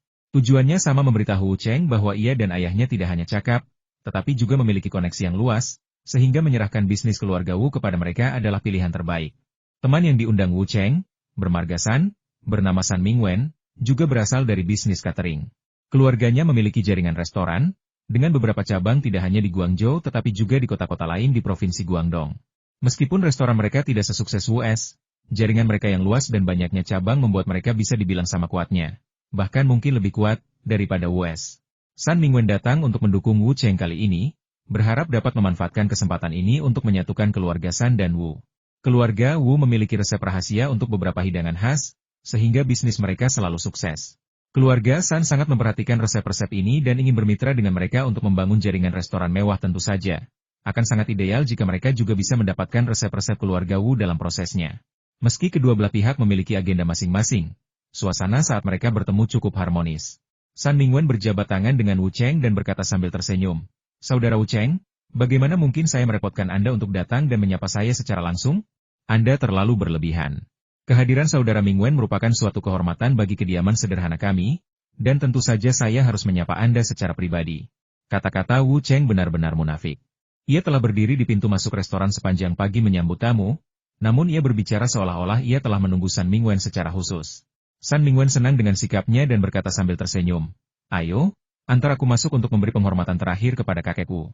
Aku juga membawa beberapa hadiah ulang tahun yang telah dipersiapkan keluarga kita dengan matang." Ia melambaikan kotak di tangannya. Wu Cheng segera melambaikan tangan agar seseorang mengambil kotak itu dari San Mingwen dan bertanya, "Saudara Mingwen, Anda sungguh baik."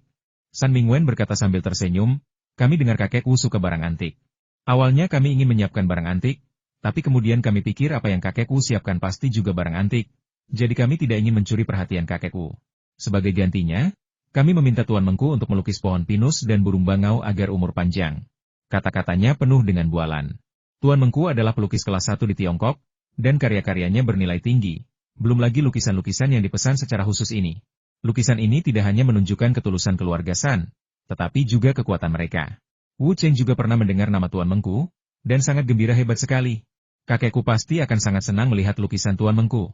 Beliau sangat memuji Tuan Mengku. San Mingwen adalah tamu yang diundangnya. Semakin bagus hadiah yang diberikan San Mingwen, semakin puas kakek, dan semakin tinggi pula nilainya di hati kakek. Senang kakek Wu menyukainya. Meskipun San Mingwen berbicara dengan rendah hati, wajahnya dipenuhi rasa bangga. Menurutnya, hadiah yang ia berikan hari ini, meskipun bukan yang terbaik di antara semua tamu, tentu saja termasuk yang paling luar biasa. "Saudara Mingwen, ikutlah denganku. Aku akan mengantarmu menemui kakekku."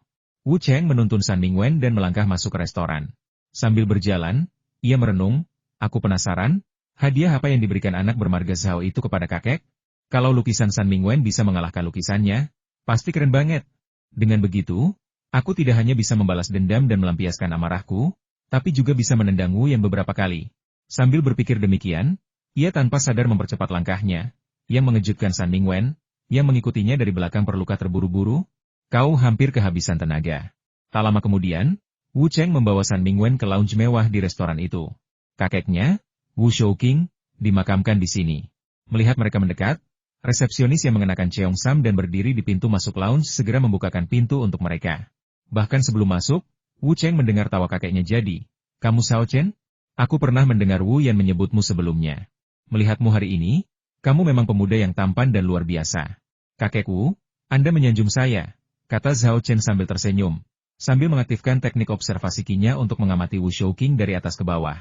Energi yin yang dan 5 elemen dalam tubuh Wu Shouqing sedang kekurangan. Namun, kelemahan ini tidak sesederhana penyakit biasa. Lebih seperti ada sesuatu yang telah mencuri esensi dan vitalitasnya. Penemuan ini membuat Xiao Chen mengerutkan kening. Dia tidak bisa langsung meminta denyut nadinya diperiksa, jadi dia hanya bisa mengaktifkan teknik pengamatannya dan mendengarkan suara dan bau Wu Shouqing dengan saksama. Setelah melakukan penyelidikan, ia membuat penemuan lebih lanjut. Tercium samar bau mayat dari Wu Shouqing. Suaranya, meskipun tampak normal, sebenarnya lemah dan tak bertenaga, menunjukkan bahwa ia dirasuki roh jahat. Xiao Chen merenung, Kakek Wu mungkin dirasuki oleh sesuatu yang najis.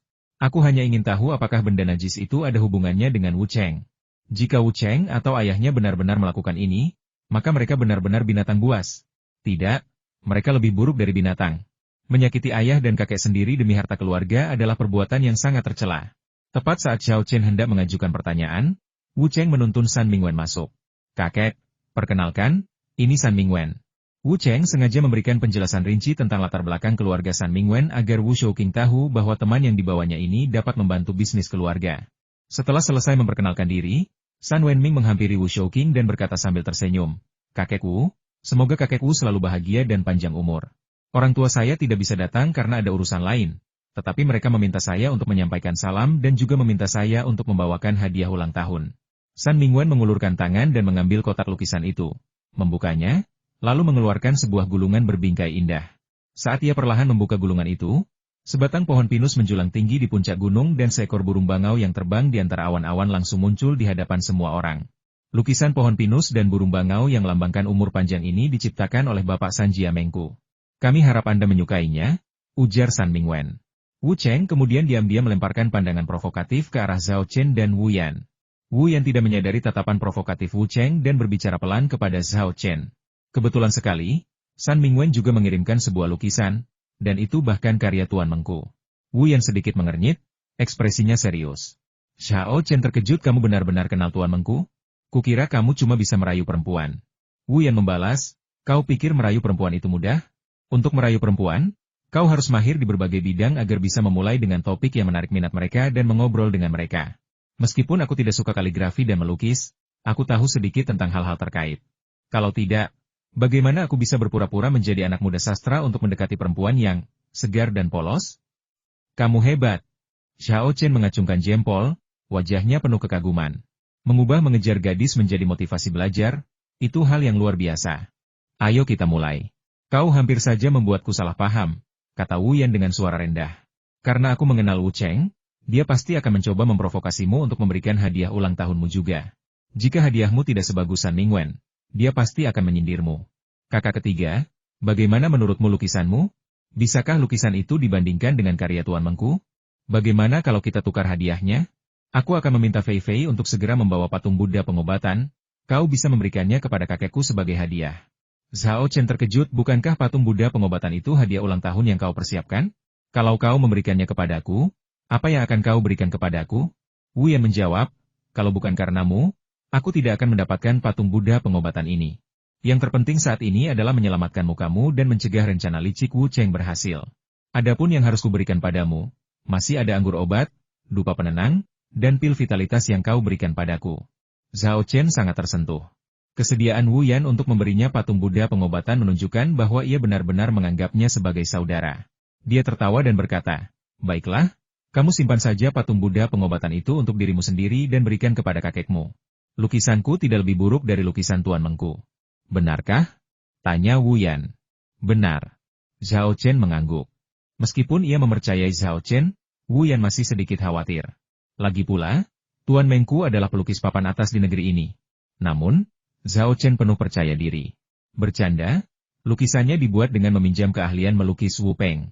Dari segi teknik dan konsepsi artistik, lukisan ini jauh lebih unggul daripada lukisan Pine and Crane Longevity ini. Yang terpenting, lukisan-lukisannya dapat merangsang potensi dan vitalitas manusia. Belum lagi lukisan Pine and Crane Longevity ini, bahkan karya-karya terbaik Tuan Mengku pun tidak memiliki efek ini. Kalau Wu Cheng tidak membuat masalah, tidak apa-apa, tapi kalau dia membuat masalah, dia akan dipukuli sampai babak belur. Keduanya berbicara dengan nada berbisik. Wu Cheng hanya melihat mereka berbisik-bisik, tetapi ia tidak tahu apa yang mereka bicarakan. Ia hanya berasumsi mereka terkejut dengan hadiah ulang tahun San Mingwen. Dia terkekeh dalam hati.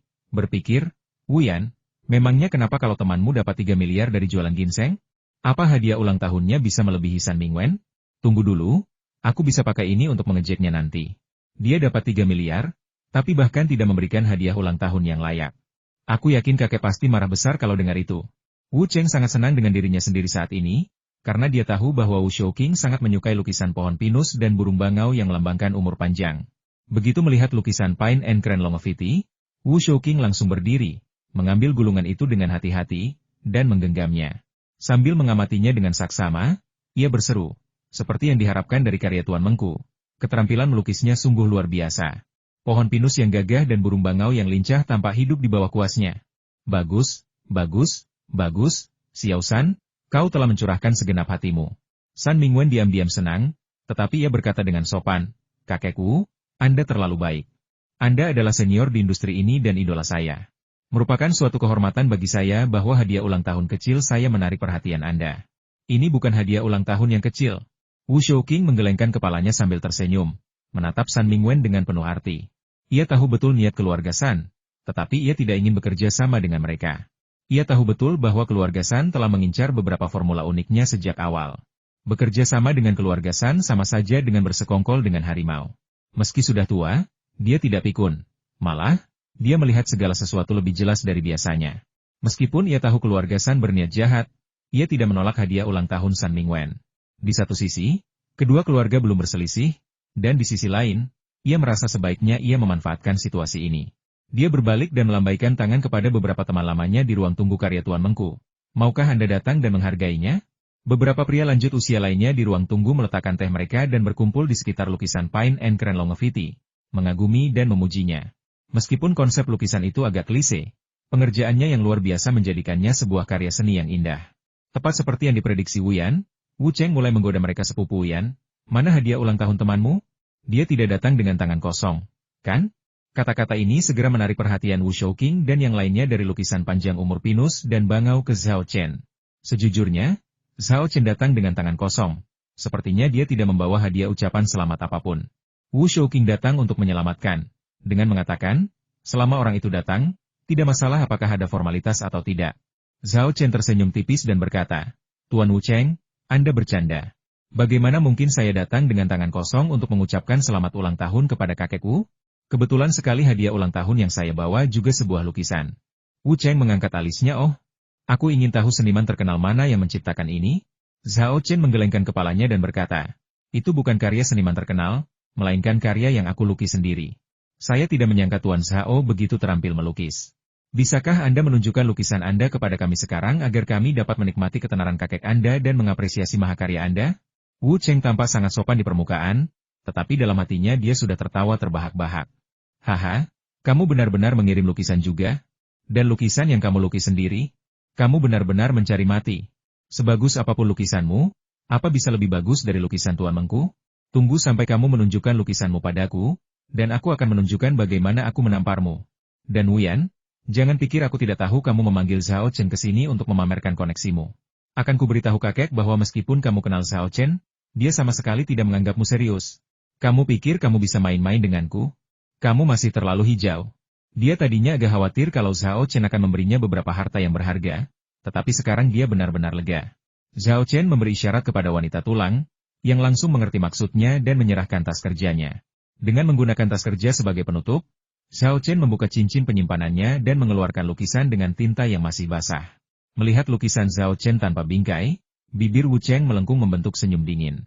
Setelah melihat lukisan itu secara detail, ia tertawa terbahak-bahak. Namun, di permukaan, ia berpura-pura marah dan membalas dengan marah. Tuan Zhao, apakah ini lukisan asli yang akan Anda berikan kepada kakek saya? Lelucon apa ini? Coretan anak berusia 3 tahun pun akan lebih bagus dari ini. Apakah Anda mencoba memberikan hadiah ulang tahun? Atau Anda mencoba menghina kakek saya dan keluarga Wu? Wajah Wu Shouqing juga menjadi gelap. Meskipun dia tidak peduli dengan nilai hadiahnya, lukisan ini sungguh buruk dan kurang tulus. Seperti yang dikatakan Wu Cheng, bahkan coretan anak-anak lebih bagus dari lukisan ini. Meskipun Wu Shouqing tidak mengatakan apa-apa, ia tak kuasa menahan diri untuk bertanya-tanya apa ini? Apakah ini provokasi? Atau, apakah ini benar-benar penghinaan baginya? Penghinaan bagi keluarga Wu? Tapi mengapa Zhao Chen melakukan ini? Dilihat dari cerita Wu yang sebelumnya, seharusnya mereka memiliki hubungan yang sangat baik. Wu yang juga terpana oleh lukisan yang diambil Zhao Chen, dan butuh beberapa detik baginya untuk tersadar kembali. Mendengar ejekan Wu Cheng dan melihat ekspresi muram Wu Shouqing, dia tahu ada yang salah. Tetapi alih-alih menyalahkan Zhao Chen, dia langsung melindunginya semuanya. Jangan salah paham, saudara ketigaku pasti salah mengambil lukisan. Sebelum dia sempat menyelesaikan ucapannya, Zhao Chen memotongnya. Kamu tidak salah pilih, ini lukisannya. PFFT. Wu Cheng tak kuasa menahan tawa. Ia segera menutup mulutnya, tetapi dalam hati ia tertawa terbahak-bahak. Haha. Aku hampir mati ketawa. Awalnya kukira Wu yang telah menemukan sekutu yang kuat, Tetapi ternyata dia menemukan orang yang benar-benar idiot. Sepertinya aku tak perlu repot-repot, Wu Yan akan dibunuh oleh saudara baiknya. Lihat wajah kakek, sehitam badai yang akan datang. Wu Yan celaka kali ini. Ia diam-diam bersukacita ketika tiba-tiba merasakan tatapan dingin menyapu dirinya. Tatapan itu adalah Wu Shouqing, yang telah membuatnya tidak senang dengan tawanya sebelumnya, dan memelototinya. Terkejut oleh tatapan itu, ia segera menenangkan diri dan tidak berani membiarkan pikirannya melayang lebih jauh. Wu Shouqing berbalik, menatap Zhao Chen, dan bertanya, apa makna di balik lukisan ini? Nadanya mungkin tampak tenang, tetapi jawaban yang salah dapat menyebabkan masalah besar. Zhao Chen tidak gentar. Ia tersenyum dan berkata, kakekku, dan semua orang di sini, jangan khawatir. Masih ada satu langkah lagi untuk menyelesaikan lukisan ini. Kalau begitu cepat selesaikan. Wu Yan menghela napas lega, tetapi juga mendesaknya. Ia takut Zhao Chen benar-benar akan membuat kakeknya mendapat coretan seburuk itu, yang akan menjadi masalah serius. Masih ada satu langkah lagi yang harus diselesaikan? Jantung Wu Cheng berdebar kencang, tetapi ia segera menenangkan diri dan mencibir dalam hati. Lukisan ini sudah seperti ini. Bagaimanapun kau mengubahnya, kau tidak bisa membuatnya berubah total. Wu Shouqing mengangkat alisnya. Seperti Wu Cheng, ia merasa tidak ada hal baik yang bisa diubah dalam lukisan itu. Namun, ia tidak mengungkapkan pikirannya. Ia malah berkata, begitu. Kalau begitu, selesaikan langkah terakhir dan mari kita lihat bagaimana lukisan itu akan berubah. Baiklah, Zhao Chen mengangguk sebagai jawaban. Wu Yan segera memerintahkan pelayan di ruang tunggu. Cepat, ambilkan pena dan tinta untuk saudara ketigaku. Zhao Chen menghentikannya dan berkata, tidak perlu pena dan tinta. Semua orang tercengang. Tanpa kuas dan tinta, bagaimana bisa melukis seperti itu?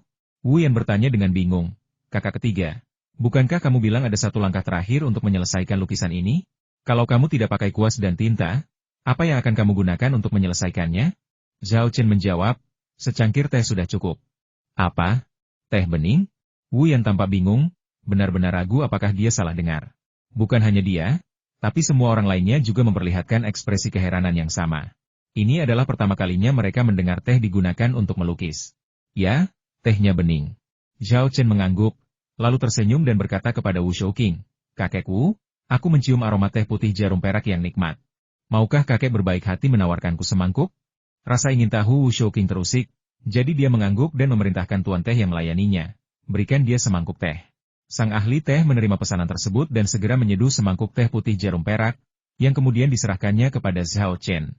Setelah mengucapkan terima kasih, Zhao Chen mengangkat tutup teh, pertama-tama menghirup aroma teh yang menyenangkan, memujinya, dan kemudian meminum teh dalam mangkuk dalam satu tegukan.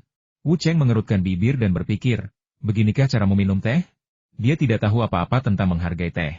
Seperti sapi yang mengunyah bunga peoni. Tapi, minum teh yang baru diseduh seperti ini tanpa membuat mulutnya terbakar sungguh aneh. Wu Shouqing dan yang lainnya tampak terkejut. Mereka mengira Zhao Chen sedang melukis dengan teh, tetapi mereka tidak menyangka dia akan meminumnya sendiri. Namun detik berikutnya mereka menyadari mereka salah. Zhao Chen tidak menelan teh tersebut, tetapi menyimpannya di dalam mulutnya. Tanpa perlu instruksinya, wanita tulang itu tahu apa yang dimaksudnya. Ia mengambil lukisan itu dari mulutnya dan sengaja membukanya di depan Wu Shouqing dan yang lainnya agar mereka bisa melihat perubahan yang akan terjadi nanti. Pada saat yang sama, sedikit qi meresap ke dalam teh. Di bawah tatapan semua orang, Zhao Chen tiba-tiba membuka mulutnya dan menyemburkan teh panas yang dipegangnya dengan bunyi pof. Teh itu bagaikan hujan deras yang mengguyur lukisan itu. Adegan ini sungguh tak terduga, membuat orang-orang semakin bingung dengan apa yang sedang dilakukan Zhao Chen menyemprotkan teh ke lukisan. Apakah itu termasuk dalam bentuk lukisan? Kapan lukisan menjadi begitu kasual dan sederhana? Wu Cheng tertawa terbahak-bahak lagi, lalu mengejek, Tuan Zhao, apa kau sedang mengolok-olok kami? Kau meludahkan teh ke lukisan dan menyebutnya lukisan? Lelucon apa ini? Sebelum dia sempat menyelesaikan bicaranya, serangkaian seruan memotong ucapannya. Ya Tuhan, bagaimana ini bisa terjadi? Lukisannya berubah. Apa prinsip di baliknya? Mengapa menyemprotkan teh ke lukisan itu menyebabkan lukisannya berubah? Luar biasa. Itu hanya coretan yang sebelumnya tak terbaca. Tapi setelah aku semprotkan teh hangat, berubah menjadi padang rumput luas dengan langit cerah, dataran tak berbatas, dan sapi serta domba merumput tertiup angin. Tapi aku sama sekali tidak percaya itu nyata kalau aku belum melihatnya dengan mata kepalaku sendiri. Bahkan setelah menyaksikannya sendiri, aku masih sulit mempercayainya. Mereka yang berseru kaget semuanya adalah teman-teman lama Wu Shouqing. Mereka berdiri tepat di samping Wu Shouqing, sehingga mereka dapat melihat dengan jelas perubahan pada lukisan itu. Meskipun Wu Shouqing tidak berseru kaget, matanya melebar, dan dia tampak sangat tercengang. Sudut pandang Wu Cheng agak canggung.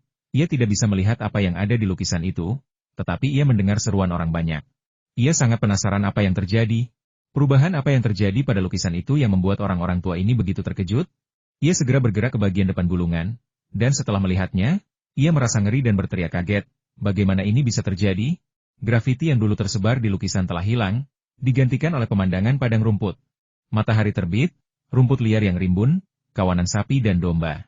Pemandangan dalam lukisan itu terasa sangat nyata. Yang paling berkesan bagi sebagian orang adalah energi dan vitalitas yang bersemangat dan berkembang pesat yang tergambar dalam lukisan tersebut. Sekilas pandang saja dapat mengirimkan gelombang energi ke kepala mereka, membuat darah mereka mendidih.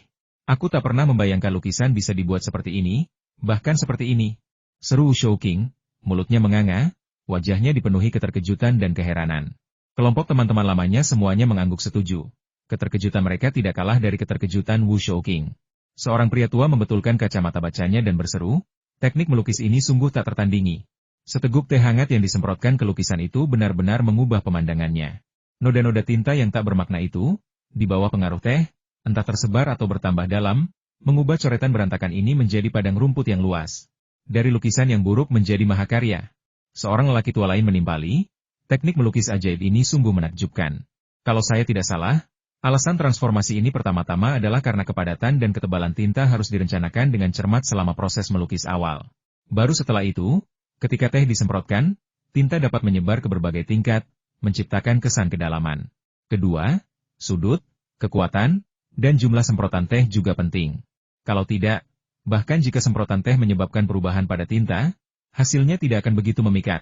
Analisis teknis orang tua itu mendapat anggukan persetujuan dari orang banyak, yang semuanya sepakat bahwa analisisnya benar. Teknik melukis ini terdengar sederhana, letakkan fondasi terlebih dahulu, lalu semprotkan seteguk teh ke atasnya untuk membentuk lukisan. Namun, kenyataannya, teknik ini sangat sulit.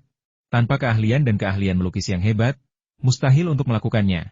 Belum lagi, bagaimana memastikan noda tinta menyebar sesuai rencana setelah teh disemprotkan adalah tantangan yang telah membingungkan banyak orang. Kamu benar sekali, kita benar-benar belajar banyak hari ini. Saya tak pernah membayangkan seteguk teh bisa mengubah sebuah coretan menjadi mahakarya. Sungguh bebek buruk rupa yang berubah menjadi angsa di dunia kaligrafi dan lukisan. Saat itu, Wu Shouqing berkomentar teknik melukis dengan menyemprotkan teh untuk menciptakan karya seni memang sangat unik, tetapi yang lebih memukau saya adalah konsepsi artistik lukisan ini. Lebih tepatnya, vitalitas yang kuat dan energi yang meluap-luap yang terpancar. Saya merasa setelah melihat lukisan ini, semangat saya jauh lebih baik, dan saya bahkan merasa menjadi lebih muda dan menemukan kembali kondisi serta perasaan prima saya. Kata-kata ini langsung mengundang serempak tanda setuju. Saya merasakan hal yang sama. Kupikir itu hanya imajinasiku saja. Tapi aku tidak menyangka kalian akan merasakan hal yang sama. Saya merasa jauh lebih muda dan lebih energik. Saya tak pernah membayangkan sebuah lukisan bisa memiliki efek seperti ini. Sungguh menakjubkan. Saya juga mengoleksi banyak lukisan karya seniman terkenal, tetapi tidak ada yang dapat dibandingkan dengan lukisan ini. Seseorang yang memiliki pemahaman mendalam tentang kaligrafi dan seni lukis memberikan analisis teknis. Alasannya adalah konsepsi artistik lukisan ini telah mencapai tingkat kesempurnaan. Ketika kita melihat lukisan ini, kita tanpa sadar tertarik ke dalam konsepsi artistiknya. Dalam lukisan ini, entah itu langit dan bumi, padang rumput yang luas, atau kawanan sapi dan domba, semuanya merupakan simbol vitalitas dan kehidupan. Oleh karena itu, konsepsi artistiknya penuh dengan kehidupan dan vitalitas yang kuat, dan dipengaruhi oleh konsepsi artistik ini, vitalitas dalam tubuh kita juga tergerak.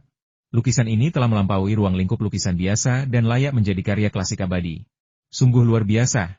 Jika kita dapat memandang lukisan ini setiap hari, meskipun kita tidak mendapatkan kembali masa muda kita, setidaknya mempertahankan vitalitas dan memperpanjang hidup tidak akan menjadi masalah. Semua orang mengangguk berulang kali.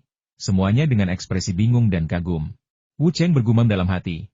Sial, kau tidak menerima uang dari Zhao Chen, bocah itu, kan? Pujiannya sungguh keterlaluan. Sebuah karya klasik yang tak lekang oleh waktu? Sebuah konsepsi artistik yang sempurna? Aku tidak mengerti kenapa lukisan ini begitu menakjubkan. Meskipun dia setuju bahwa gaya melukis Zhao Chen unik dan lukisan padang rumput di balik tembok besar memang bagus, dia tidak merasakan konsepsi artistik yang dibicarakan orang-orang tua itu, juga tidak merasakan vitalitas dan semangat kuat yang mereka bicarakan. Faktanya, bukan hanya dia, tetapi sebagian besar anak muda yang hadir tidak merasakannya. Ini bukan lukisan biasa, tetapi lukisan obat yang dapat digunakan untuk mengobati penyakit. Anak muda pada dasarnya energik dan bersemangat, jadi kecuali mereka sakit parah, mereka tidak akan merasakan semangat dan vitalitas yang berkobar dalam lukisan ini. Namun, orang tua berbeda, vitalitas mereka telah memudar, jadi begitu melihat lukisan ini, mereka langsung merasakannya, dan perasaan itu sangat terasa. Wu Cheng tidak menyadari rahasia lukisan itu, jadi ia tidak mengerti mengapa orang-orang tua itu begitu ngotot memujinya. Ia bahkan bertanya-tanya apakah orang-orang tua ini telah disuap oleh Zhao Chen, atau apakah mereka semua buta secara kolektif. Tak dapat menahan diri lagi, ia bertanya, apakah lukisan ini benar-benar sebagus itu? Bagaimana jika dibandingkan dengan karya-karya Tuan Mengku? Pertanyaan ini memicu diskusi di antara para tetua, termasuk Wu Shouqing. Setelah beberapa saat, orang yang paling tahu tentang melukis menjawab mewakili semua orang jauh dari kata sebaik itu. Wu Cheng tidak dapat menahan tawa, dan menatap Zhao Chen dengan pandangan puas. Jadi bagaimana kalau semua orang memuji lukisanmu? Lukisanmu tetap saja tidak sebagus lukisan Tuan Mengku. Malah, jauh lebih rendah. Tepat saat ia merasa puas, lelaki tua itu melanjutkan, karya Tuan Mengku memang bagus, tetapi itu hanyalah karya biasa. Karya itu tak ada bandingannya dengan lukisan ini. Kamu dengar itu? Gak ada tandingannya sama sekali. Wu Cheng menjadi semakin puas, hampir tertawa terbahak-bahak. Namun sedetik kemudian, dia tiba-tiba tersadar, terdiam sesaat, lalu bertanya, Kakek Qian, apakah kakek yakin jawabannya salah?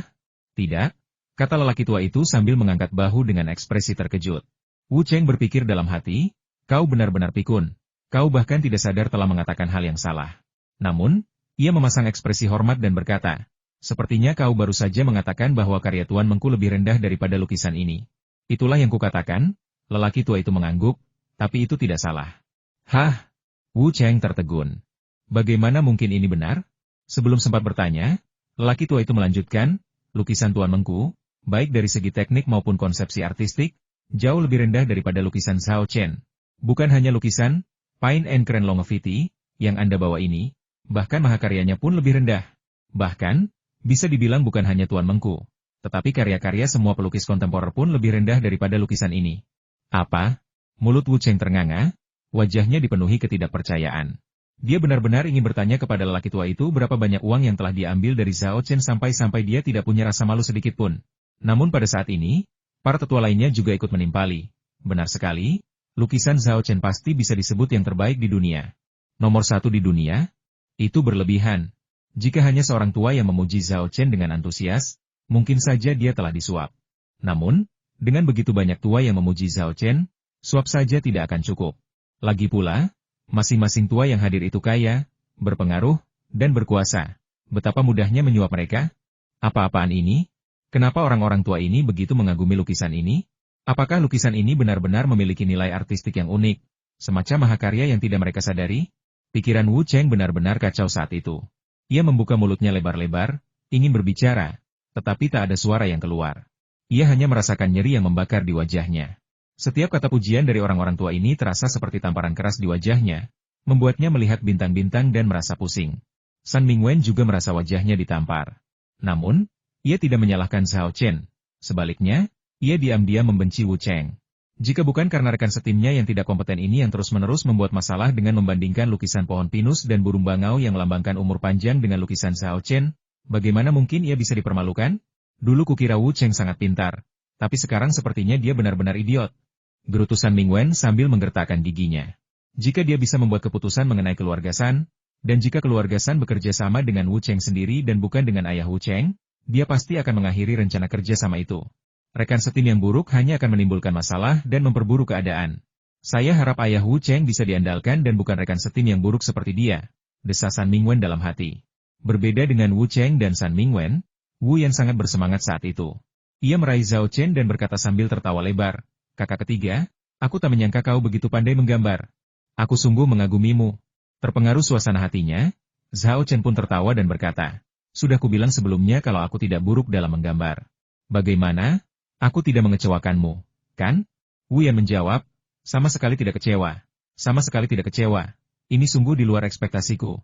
Di sisi lain, beberapa pria tua mengelilingi Wu Shouqing, mata mereka berbinar saat melihat lukisan di tangannya.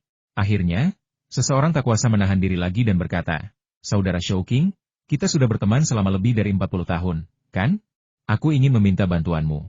Wu Shouqing terkejut, tidak mengerti mengapa orang ini meminta bantuannya saat ini, tetapi ia tetap setuju Saudara Chen, jika Anda membutuhkan bantuan saya, katakan saja. Mengapa harus begitu sopan? Terlalu formal. Dengan persahabatan kita, Saya pasti akan mendukung Anda sepenuh hati apapun yang terjadi. Luar biasa. Pria tua bermarga Chen itu sangat gembira dan langsung berkata, saya tidak punya permintaan lain, saya hanya ingin Anda memberi saya lukisan ini. Sebelum dia bisa selesai berbicara, ekspresi Wu Shouqing berubah drastis, dan dia dengan tegas menolak, sambil berkata, tidak mungkin. Lelaki tua bermarga Chen itu segera berkata, saya tidak meminta Anda memberikannya secara cuma-cuma. Saya akan memberi Anda uang. Sebutkan harganya. Tak ada uang yang bisa membelinya. Wu Shouqing segera menggulung lukisan itu, seolah takut direnggut. Ia berkata, lukisan ini bisa menyegarkan dan membuat orang penuh energi. Tak berlebihan rasanya menyebutnya harta karun. Aku ingin menggantungnya di rumah dan memandanginya siang dan malam agar panjang umur. Kalian orang tua mau mengambilnya? Tentu saja tidak. Sialan. Pria tua bermarga Chen itu begitu marah hingga melotot dan bahkan mulai mengumpat, mengabaikan statusnya. Hei Wu, bukankah kau baru saja bilang dengan persahabatan kita, kau akan mendukungku apapun yang terjadi? Kau bahkan tidak mau menjual satu lukisan pun kepadaku? Wu Shouqing menjawab, saya bisa menyetujui apapun kecuali lukisan ini, tetapi mentransfer lukisan ini sama sekali mustahil. Keduanya langsung berdebat, dan beberapa pria tua lainnya ikut berdebat. Akhirnya, setelah beberapa perbincangan ramah, mereka mencapai kesepakatan lukisan itu akan tetap di rumah Wu Shouqing. Tetapi mereka akan sering mengunjungi rumah Wu Shouqing untuk melihat lukisan itu dan menyerap sedikit vitalitas dan kehidupan. Dasar orang tua, kalian cuma bisa mengeksploitasiku. Kalian mau datang ke rumahku untuk melihat lukisanku, kan? Aku akan siapkan loket tiket di depan rumahku, dan kalian harus beli tiket untuk masuk dan melihat lukisan-lukisan itu. Gerutu Wu Shouqing sambil menggertakkan gigi. Tentu saja, ini hanya candaan. Ia lalu mengalihkan pandangannya ke Zhao Chen dan berkata sambil tersenyum, Zhao Chen, hadiah ini luar biasa. Terima kasih banyak atas perhatianmu. Berkat lukisan ini, dia mendapati Zhao Chen semakin enak dipandang. Saya senang kakekku menyukainya, kata Zhao Chen sopan. Aku menyukainya, aku sangat menyukainya, kata Wu Shouqing sambil tersenyum. Para lelaki tua lainnya dipenuhi rasa iri dan cemburu. Wu Shouqing sungguh beruntung menerima hadiah ulang tahun seperti itu. Aduh, mengapa anak cucu kita yang tak berguna ini tidak punya teman seperti dia? Setelah mengobrol sebentar, Wu Shouqing melambaikan tangannya dan berkata, baiklah, kalian anak muda tidak perlu tinggal di sini bersama kami yang sudah tua. Wu Yan, jagalah Zhao Chen baik-baik. Dia tamu kehormatanku, jadi jangan abaikan dia. Ya, kakek, jawab Wu Yan cepat. Pada saat ini, Wu Shouqing teringat San Mingwen dan menambahkan, Wu Cheng, kamu juga harus menjaga Xiao San dengan baik. Setelah mengucapkan selamat tinggal, para muda-mudi itu meninggalkan ruang tunggu. Begitu pintu ruang tunggu tertutup, Wu Cheng memelototi Wu Yan dan berkata dengan dingin, jangan terlalu sombong. Nanti kamu menangis. Wu Yan membalas, siapa yang akan menangis dan siapa yang akan tertawa masih belum pasti. Wu Cheng mendengus dingin, mengabaikannya, dan melangkah pergi bersama San Mingwen. Melihat kedua sosok itu pergi, Wu Yan tertawa terbahak-bahak kakak ketiga. Lihat itu, wajahnya jelek sekali tadi. Haha, melihatnya mendapat balasannya membuatku senang. Akhirnya kita bisa balas dendam karena dia selalu menghajar kita. Zhao Chen tertawa dan berkata, ini hanya pemanasan. Acara utamanya adalah kau yang memimpin. Aku tak sabar melihat reaksinya nanti. Setelah tertawa, Wu Yan berkata serius kepada Zhao Chen, kakak ketiga, terima kasih. Kalau bukan karenamu, aku takkan bisa membalas dendam. Zhao Chen menjawab, kita kan saudara, kenapa harus berterima kasih padaku? Kalau dia menindasmu, berarti dia menindasku juga. Jadi wajar saja aku harus memberinya pelajaran. Wu Yan sangat tersentuh dan mengucapkan terima kasih beberapa kali lagi. Kemudian ia mengangkat tangannya untuk melihat arlojinya dan berkata, perjamuannya sudah hampir dimulai. Ayo, aku antar kamu ke sana. Dipimpin oleh Wu Yan, Zhao Chen tiba di lobi restoran. Hari ini, selain tamu undangan keluarga Wu, tidak ada tamu luar di restoran. Seluruh aula dipenuhi tamu yang datang untuk mengucapkan selamat ulang tahun. Wu Yan mengantar Zhao Chen ke tempat duduk terdekat dengan meja utama, yang kebetulan juga ditempati San Mingwen. Meskipun baru saja dipermalukan oleh Zhao Chen, San Mingwen tidak menunjukkan rasa permusuhan apapun terhadapnya. Ketika melihat Zhao Chen duduk di meja yang sama dengannya, ia bahkan tersenyum ramah. Konflik Wu Cheng dengan Zhao Chen adalah urusan Wu Cheng, dan San Mingwen tidak berniat ikut campur. Malahan, ia cukup tertarik pada Zhao Chen dan bahkan ingin mengenalnya. Lagi pula, mampu menjual ginseng dengan harga selangit, 3 miliar, menunjukkan bahwa Zhao Chen memang berbakat. Zhao Chen terdiam sejenak, lalu membalas senyumannya. Wanita tulang tidak duduk di meja yang sama dengan Zhao Chen, Wu Yan mengatur agar dia duduk di tempat lain, tetapi tidak jauh. Setelah duduk sekitar 10 menit, para tamu tiba satu demi satu, dan Wu Shouqing, dikelilingi oleh anak-anaknya, berjalan keluar dari ruang VIP. Awalnya, Ayah Wu Cheng, Wu Zemin, ingin membantu Wu Shouqing, tetapi belakangan ini kekuatan Wu Shouqing menurun drastis, bahkan kakinya tampak goyah, membutuhkan bantuan untuk berjalan. Pemeriksaan di rumah sakit hanya menunjukkan bahwa itu adalah reaksi normal terhadap penurunan fungsi tubuh akibat usia tua, dan tidak ditemukan masalah lain. Karena alasan inilah keluarga Wu memutuskan untuk mengadakan pesta ulang tahun besar-besaran untuk membawa keberuntungan dan semoga kondisi Wu Shouqing membaik. Namun kali ini, Wu Shouqing menepis tangan Wu Zemin dan melangkah keluar dari ruang tunggu. Meskipun ia tidak berjalan sempoyongan seperti naga atau harimau, langkahnya yang goyah dibandingkan sebelumnya membuatnya tampak seperti orang yang sama sekali berbeda. Wu Zemin dan saudara-saudaranya tidak menyadari bahwa kondisi kakek tua yang membaik sepenuhnya berkat lukisan pemberian Zhao Chen. Mereka mengira lukisan itu adalah upaya keberuntungan yang berhasil dan sangat bahagia, saling berbisik. Ayah terlihat jauh lebih baik hari ini daripada sebelumnya. Seseorang akan bersemangat tinggi saat ia memiliki kesempatan yang membahagiakan. Pepatah ini memang benar. Saya berharap kabar baik ini akan secara bertahap meningkatkan kesehatan ayah saya. Wu Zemin mengucapkan beberapa patah kata, tetapi yang ia rasakan hanya terkejut, bukan gembira. Ia bahkan berpikir untuk mewarisi resep rahasia dan bisnis keluarga setelah Wu Shouqing meninggal. Jika kesehatan Wu Shouqing benar-benar membaik, ia tidak tahu kapan keinginannya akan terwujud. Sialan, kok kesehatan orang tua itu membaik? Mungkinkah ini karena pernikahan yang beruntung? Wu Zemin merenung, merasa cukup tertekan. Tapi ia menyembunyikannya dengan baik, sehingga tak seorang pun menyadarinya. Ia menarik napas dalam-dalam dan menghibur dirinya sendiri. Mungkin ini hanya semburan energi terakhir sebelum kematian. Tenaga hidup orang tua ini sudah benar-benar habis. Ia hampir kehabisan napas terakhirnya, dan tak mungkin semuanya akan berubah. Sekelompok orang dengan cepat memasuki lobi restoran. Begitu melihat mereka, terutama Tuan Wu Shouqing, semua tamu berdiri untuk menyampaikan ucapan selamat. Seiring bertambahnya usia, orang cenderung menikmati suasana yang meriah. Wu Shouqing sangat gembira melihat begitu banyak orang mengucapkan selamat ulang tahun kepadanya. Dan ketika orang bahagia, semangat mereka pun meningkat. Maka, ia berjalan dengan kepala tegak, melambaikan tangan kepada para tamu di sekitarnya sambil berjalan menuju meja utama. Semangatnya yang baik mengundang kekaguman banyak orang. Setibanya di meja utama, Wu Shouqing duduk di kursi kehormatan, dan seorang pelayan segera memberinya mikrofon. Wu Shouqing mengambil mikrofon, mengucapkan beberapa kata terima kasih, dan hendak mengumumkan dimulainya perjamuan. Saat itu, Wu Zemin mengeluarkan kado ulang tahun yang telah dipersiapkan dengan cermat dan berkata dengan lantang, "Ayah, putramu datang untuk mendoakanmu panjang umur dan bahagia, sepanjang laut timur dan sekuat gunung selatan. Ini adalah tanda hatiku, dan kuharap ayah akan menyukainya." Hadiah ulang tahunnya tidak hanya untuk Wu Shouqing, tetapi juga untuk dipamerkan kepada semua tamu yang hadir. Maka ia segera membuka kotak itu dan mengeluarkan hadiah ulang tahunnya. Ini adalah Buddha giok yang khusus dibawa pulang putra saya dari Thailand. Buddha ini disucikan oleh biksu agung setempat, Master Luang Porwan, yang melakukan ritual selama 49 hari, membaca kitab suci, dan memuja Buddha. Menurut Master Luang Porwan, selama Buddha giok ini disemayamkan di rumah dan dupa dipersembahkan serta dipuja siang dan malam, Buddha ini pasti akan melindungi keluarga dan membawa kedamaian serta keberuntungan untuk semuanya. Buddha giok yang dipersembahkan oleh Wu Zemin terbuat dari bahan yang sangat halus, sehalus dan sekilap giok lemak kambing. Jelas terbuat dari giok terbaik. Orang yang mengukir Buddha ini juga haruslah seorang ahli.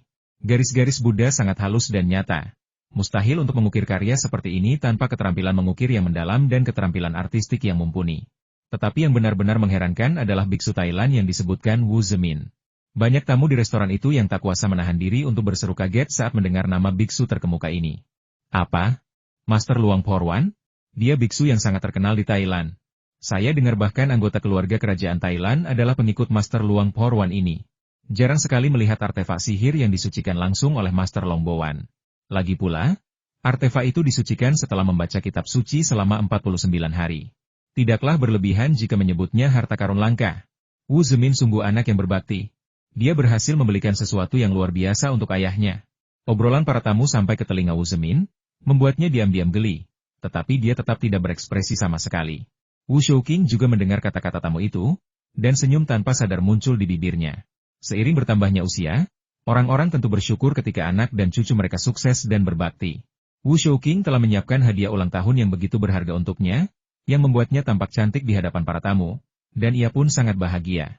Wu Shouqing tersenyum dan berkata, "Bagus, bagus, bagus, Zemin, kamu sangat perhatian." Ia melambaikan tangannya, dan seseorang segera melangkah maju, mengambil patung Buddha giok dari tangan Wu Zemin, dengan hati-hati memasukkannya kembali ke dalam kotak, dan meletakkannya di samping.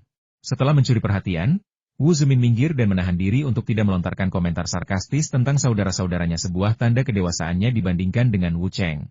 Terkadang, menjadi pusat perhatian saja sudah cukup. Menambahkan komentar sarkastis justru kontraproduktif dan hanya akan menimbulkan kebencian. Dengan Wu Zemin yang memimpin, saudara-saudaranya baru bisa memberikan hadiah ulang tahun mereka masing-masing. Dibandingkan dengan Wu Zemin, hadiah mereka jauh kurang mengesankan, dan justru menonjolkan hadiahnya sendiri. Para tamu semua membicarakan Wu Zemin dan hadiah-hadiahnya, dan tak seorang pun membicarakan apa yang diberikan saudara-saudaranya. Bibir Wu Zemin melengkung membentuk senyum puas. Pada saat yang sama, Zhao Chen sedikit mengernyit. Baru saja, ketika Wu Zemin mengeluarkan Buddha Giok, Zhao Chen jelas mencium bau busuk. Bau mayat. Sumber bau busuk ini tidak lain adalah Buddha Giok itu. Penemuan ini mendorongnya untuk segera mengaktifkan teknik pengamatan Qi-nya. Setelah mengamati lebih dekat, ia menemukan bahwa Buddha Giok itu memancarkan aura hantu yang pekat. Kalau bicara logika, harta karun Buddha yang sudah diberkati itu haruslah yang memiliki kebenaran dan tenaga Buddha. Dan tentu saja bukan tenaga jahat dan gaib seperti ini. Jelaslah, Buddha Giok ini sama sekali bukan artefak Buddha yang disucikan, melainkan benda jahat, Buddha jahat. Di Asia Tenggara, roh jahat dan dewa yang tak terhitung jumlahnya merajalela. Banyak pelancong, tanpa menyadari hal ini, percaya bahwa mereka membawa harta karun Buddha, padahal sebenarnya harta karun itu berbahaya dan jahat. Sejak saat itu, mereka terus-menerus diganggu oleh roh jahat dan penyakit, semata-mata karena energi vital mereka telah terkuras oleh benda-benda yang mereka yakini sebagai harta karun. Wu Zemin benar-benar memberi kakek Wu patung Buddha jahat. Apakah dia tanpa sadar mengundang patung Buddha jahat, atau sengaja? Zhao Chen tak bisa menahan diri untuk berspekulasi. Melihat Wu Shouqing telah menerima patung Buddha jahat itu, Zhao Chen secara naluriah ingin berdiri dan menghentikannya. Namun, keributan di sekitarnya membuatnya mengurungkan niatnya. Ini adalah pesta ulang tahun Wu Shouqing, dengan banyak tamu. Jika isu Buddha jahat diangkat saat ini, bukankah itu akan mempermalukan keluarga Wu? Terlepas dari kebenarannya, masalah ini akan tersebar melalui mulut para tamu, dan bahkan mungkin disebarkan sebagai kasus tragis anak membunuh ayah, yang menjerumuskan keluarga Wu ke dalam skandal. Dengan cara ini, dia akan melakukan sesuatu yang salah dengan niat baik, dan keluarga Wu bukan saja tidak berterima kasih padanya, tetapi bahkan mungkin membencinya. Zhao Chen merenung dalam hati, aku akan menunggu sampai pesta ulang tahun selesai. Semua tamu sudah pulang, dan hanya keluarga Wu yang tersisa sebelum membahas ini. Lagi pula, aku harus merawat kakekku saat itu. Yang lain tidak tahu apa yang dipikirkannya. Dan melihat tatapannya tertuju pada Buddha Giok, mereka berasumsi dia iri. San Mingwen adalah salah satunya. Dan dia bahkan bertanya dengan rasa ingin tahu, Tuan Zhao tertarik dengan Buddha Giok ini? Zhao Chen menarik pandangannya, tentu saja tidak mengatakan yang sebenarnya kepada San Wenming, dan menjawab dengan samar, bukankah semua tamu yang hadir tertarik pada Buddha Giok ini? Benar.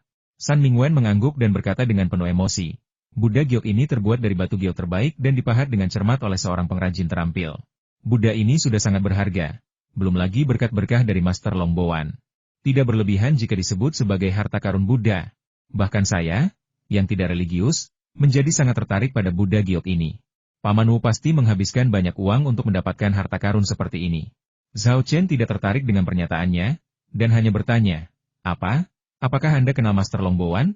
Saya pernah mendengar tentangnya, jawab San Mingwen. Guru ini adalah seorang biksu berpangkat tinggi di komunitas Buddha Thailand, dengan status dan kedudukan yang mulia. Konon, beliau memiliki banyak kekuatan supernatural misterius dan dianggap sebagai Buddha hidup serta dewa sejati oleh masyarakat Thailand. Zhao Chen mengerti, Master Longboan ini kemungkinan besar adalah seorang praktisi spiritual. Satu-satunya pertanyaan adalah apakah dia benar-benar seorang biksu Buddha tingkat tinggi, dan apakah Buddha Giok ini benar-benar memiliki hubungan darah dengannya. Tepat saat Zhao Chen tengah asyik berpikir, Wu Zemin beserta saudara-saudaranya telah selesai memberikan hadiah ulang tahun mereka, dan tibalah saatnya bagi Wu Yan dan generasi muda untuk memberikan hadiah mereka. Wu Yan tidak terburu-buru memberikan hadiahnya. Ia sangat yakin dengan hadiah ulang tahun yang telah ia persiapkan dan takut memberikannya terlalu cepat akan menekan saudara-saudarinya atau bahkan mencuri perhatian mereka. Seperti halnya Buddha Giok yang baru saja diberikan Wu Zemin. Jadi dia berencana untuk menunggu sampai akhir untuk memberikan hadiah ulang tahunnya. Wu Cheng bukanlah orang pertama yang maju dan memberikan hadiah ulang tahun. Ayahnya pernah melakukannya sekali, dan jika ia melakukannya lagi, hal itu tidak hanya akan tidak efektif, tetapi juga akan membuat orang lain berpikir bahwa ayah dan anak itu terlalu mendominasi, dan bahkan mungkin meninggalkan kesan buruk pada kakeknya, Wu Shouqing. Karena surat wasiat Wu Shouqing belum dibuat, mereka masih harus menjilatnya. Wu Cheng dan Wu yang tetap tidak aktif, tetapi saudara-saudara mereka tidak terlalu banyak pertimbangan. Mereka semua membawa hadiah ulang tahun yang telah mereka siapkan, ada yang berupa suplemen nutrisi mahal, ada yang berupa lukisan bagus, Dan ada pula yang berupa barang antik, tetapi kualitas dan usianya rata-rata. Tidak ada cara lain. Saudara-saudari Wu yang masih sekolah atau baru mulai bekerja, jadi mereka tidak punya banyak uang. Memberikan hadiah-hadiah ini saja sudah cukup murah hati. Wu Shouqing sangat menyadari hal ini. Dan bukannya merasa tidak puas karena hadiahnya tidak bernilai tinggi. Dia justru merasa gembira dan terus tersenyum serta mengangguk. Meskipun Wu Cheng tidak menunjukkan ekspresi apapun, ia mendengus dalam hati. Sampah-sampah ini, beraninya kau memberikannya sebagai hadiah? Nanti akan kutunjukkan padamu barang berkualitas seperti apa yang sebenarnya.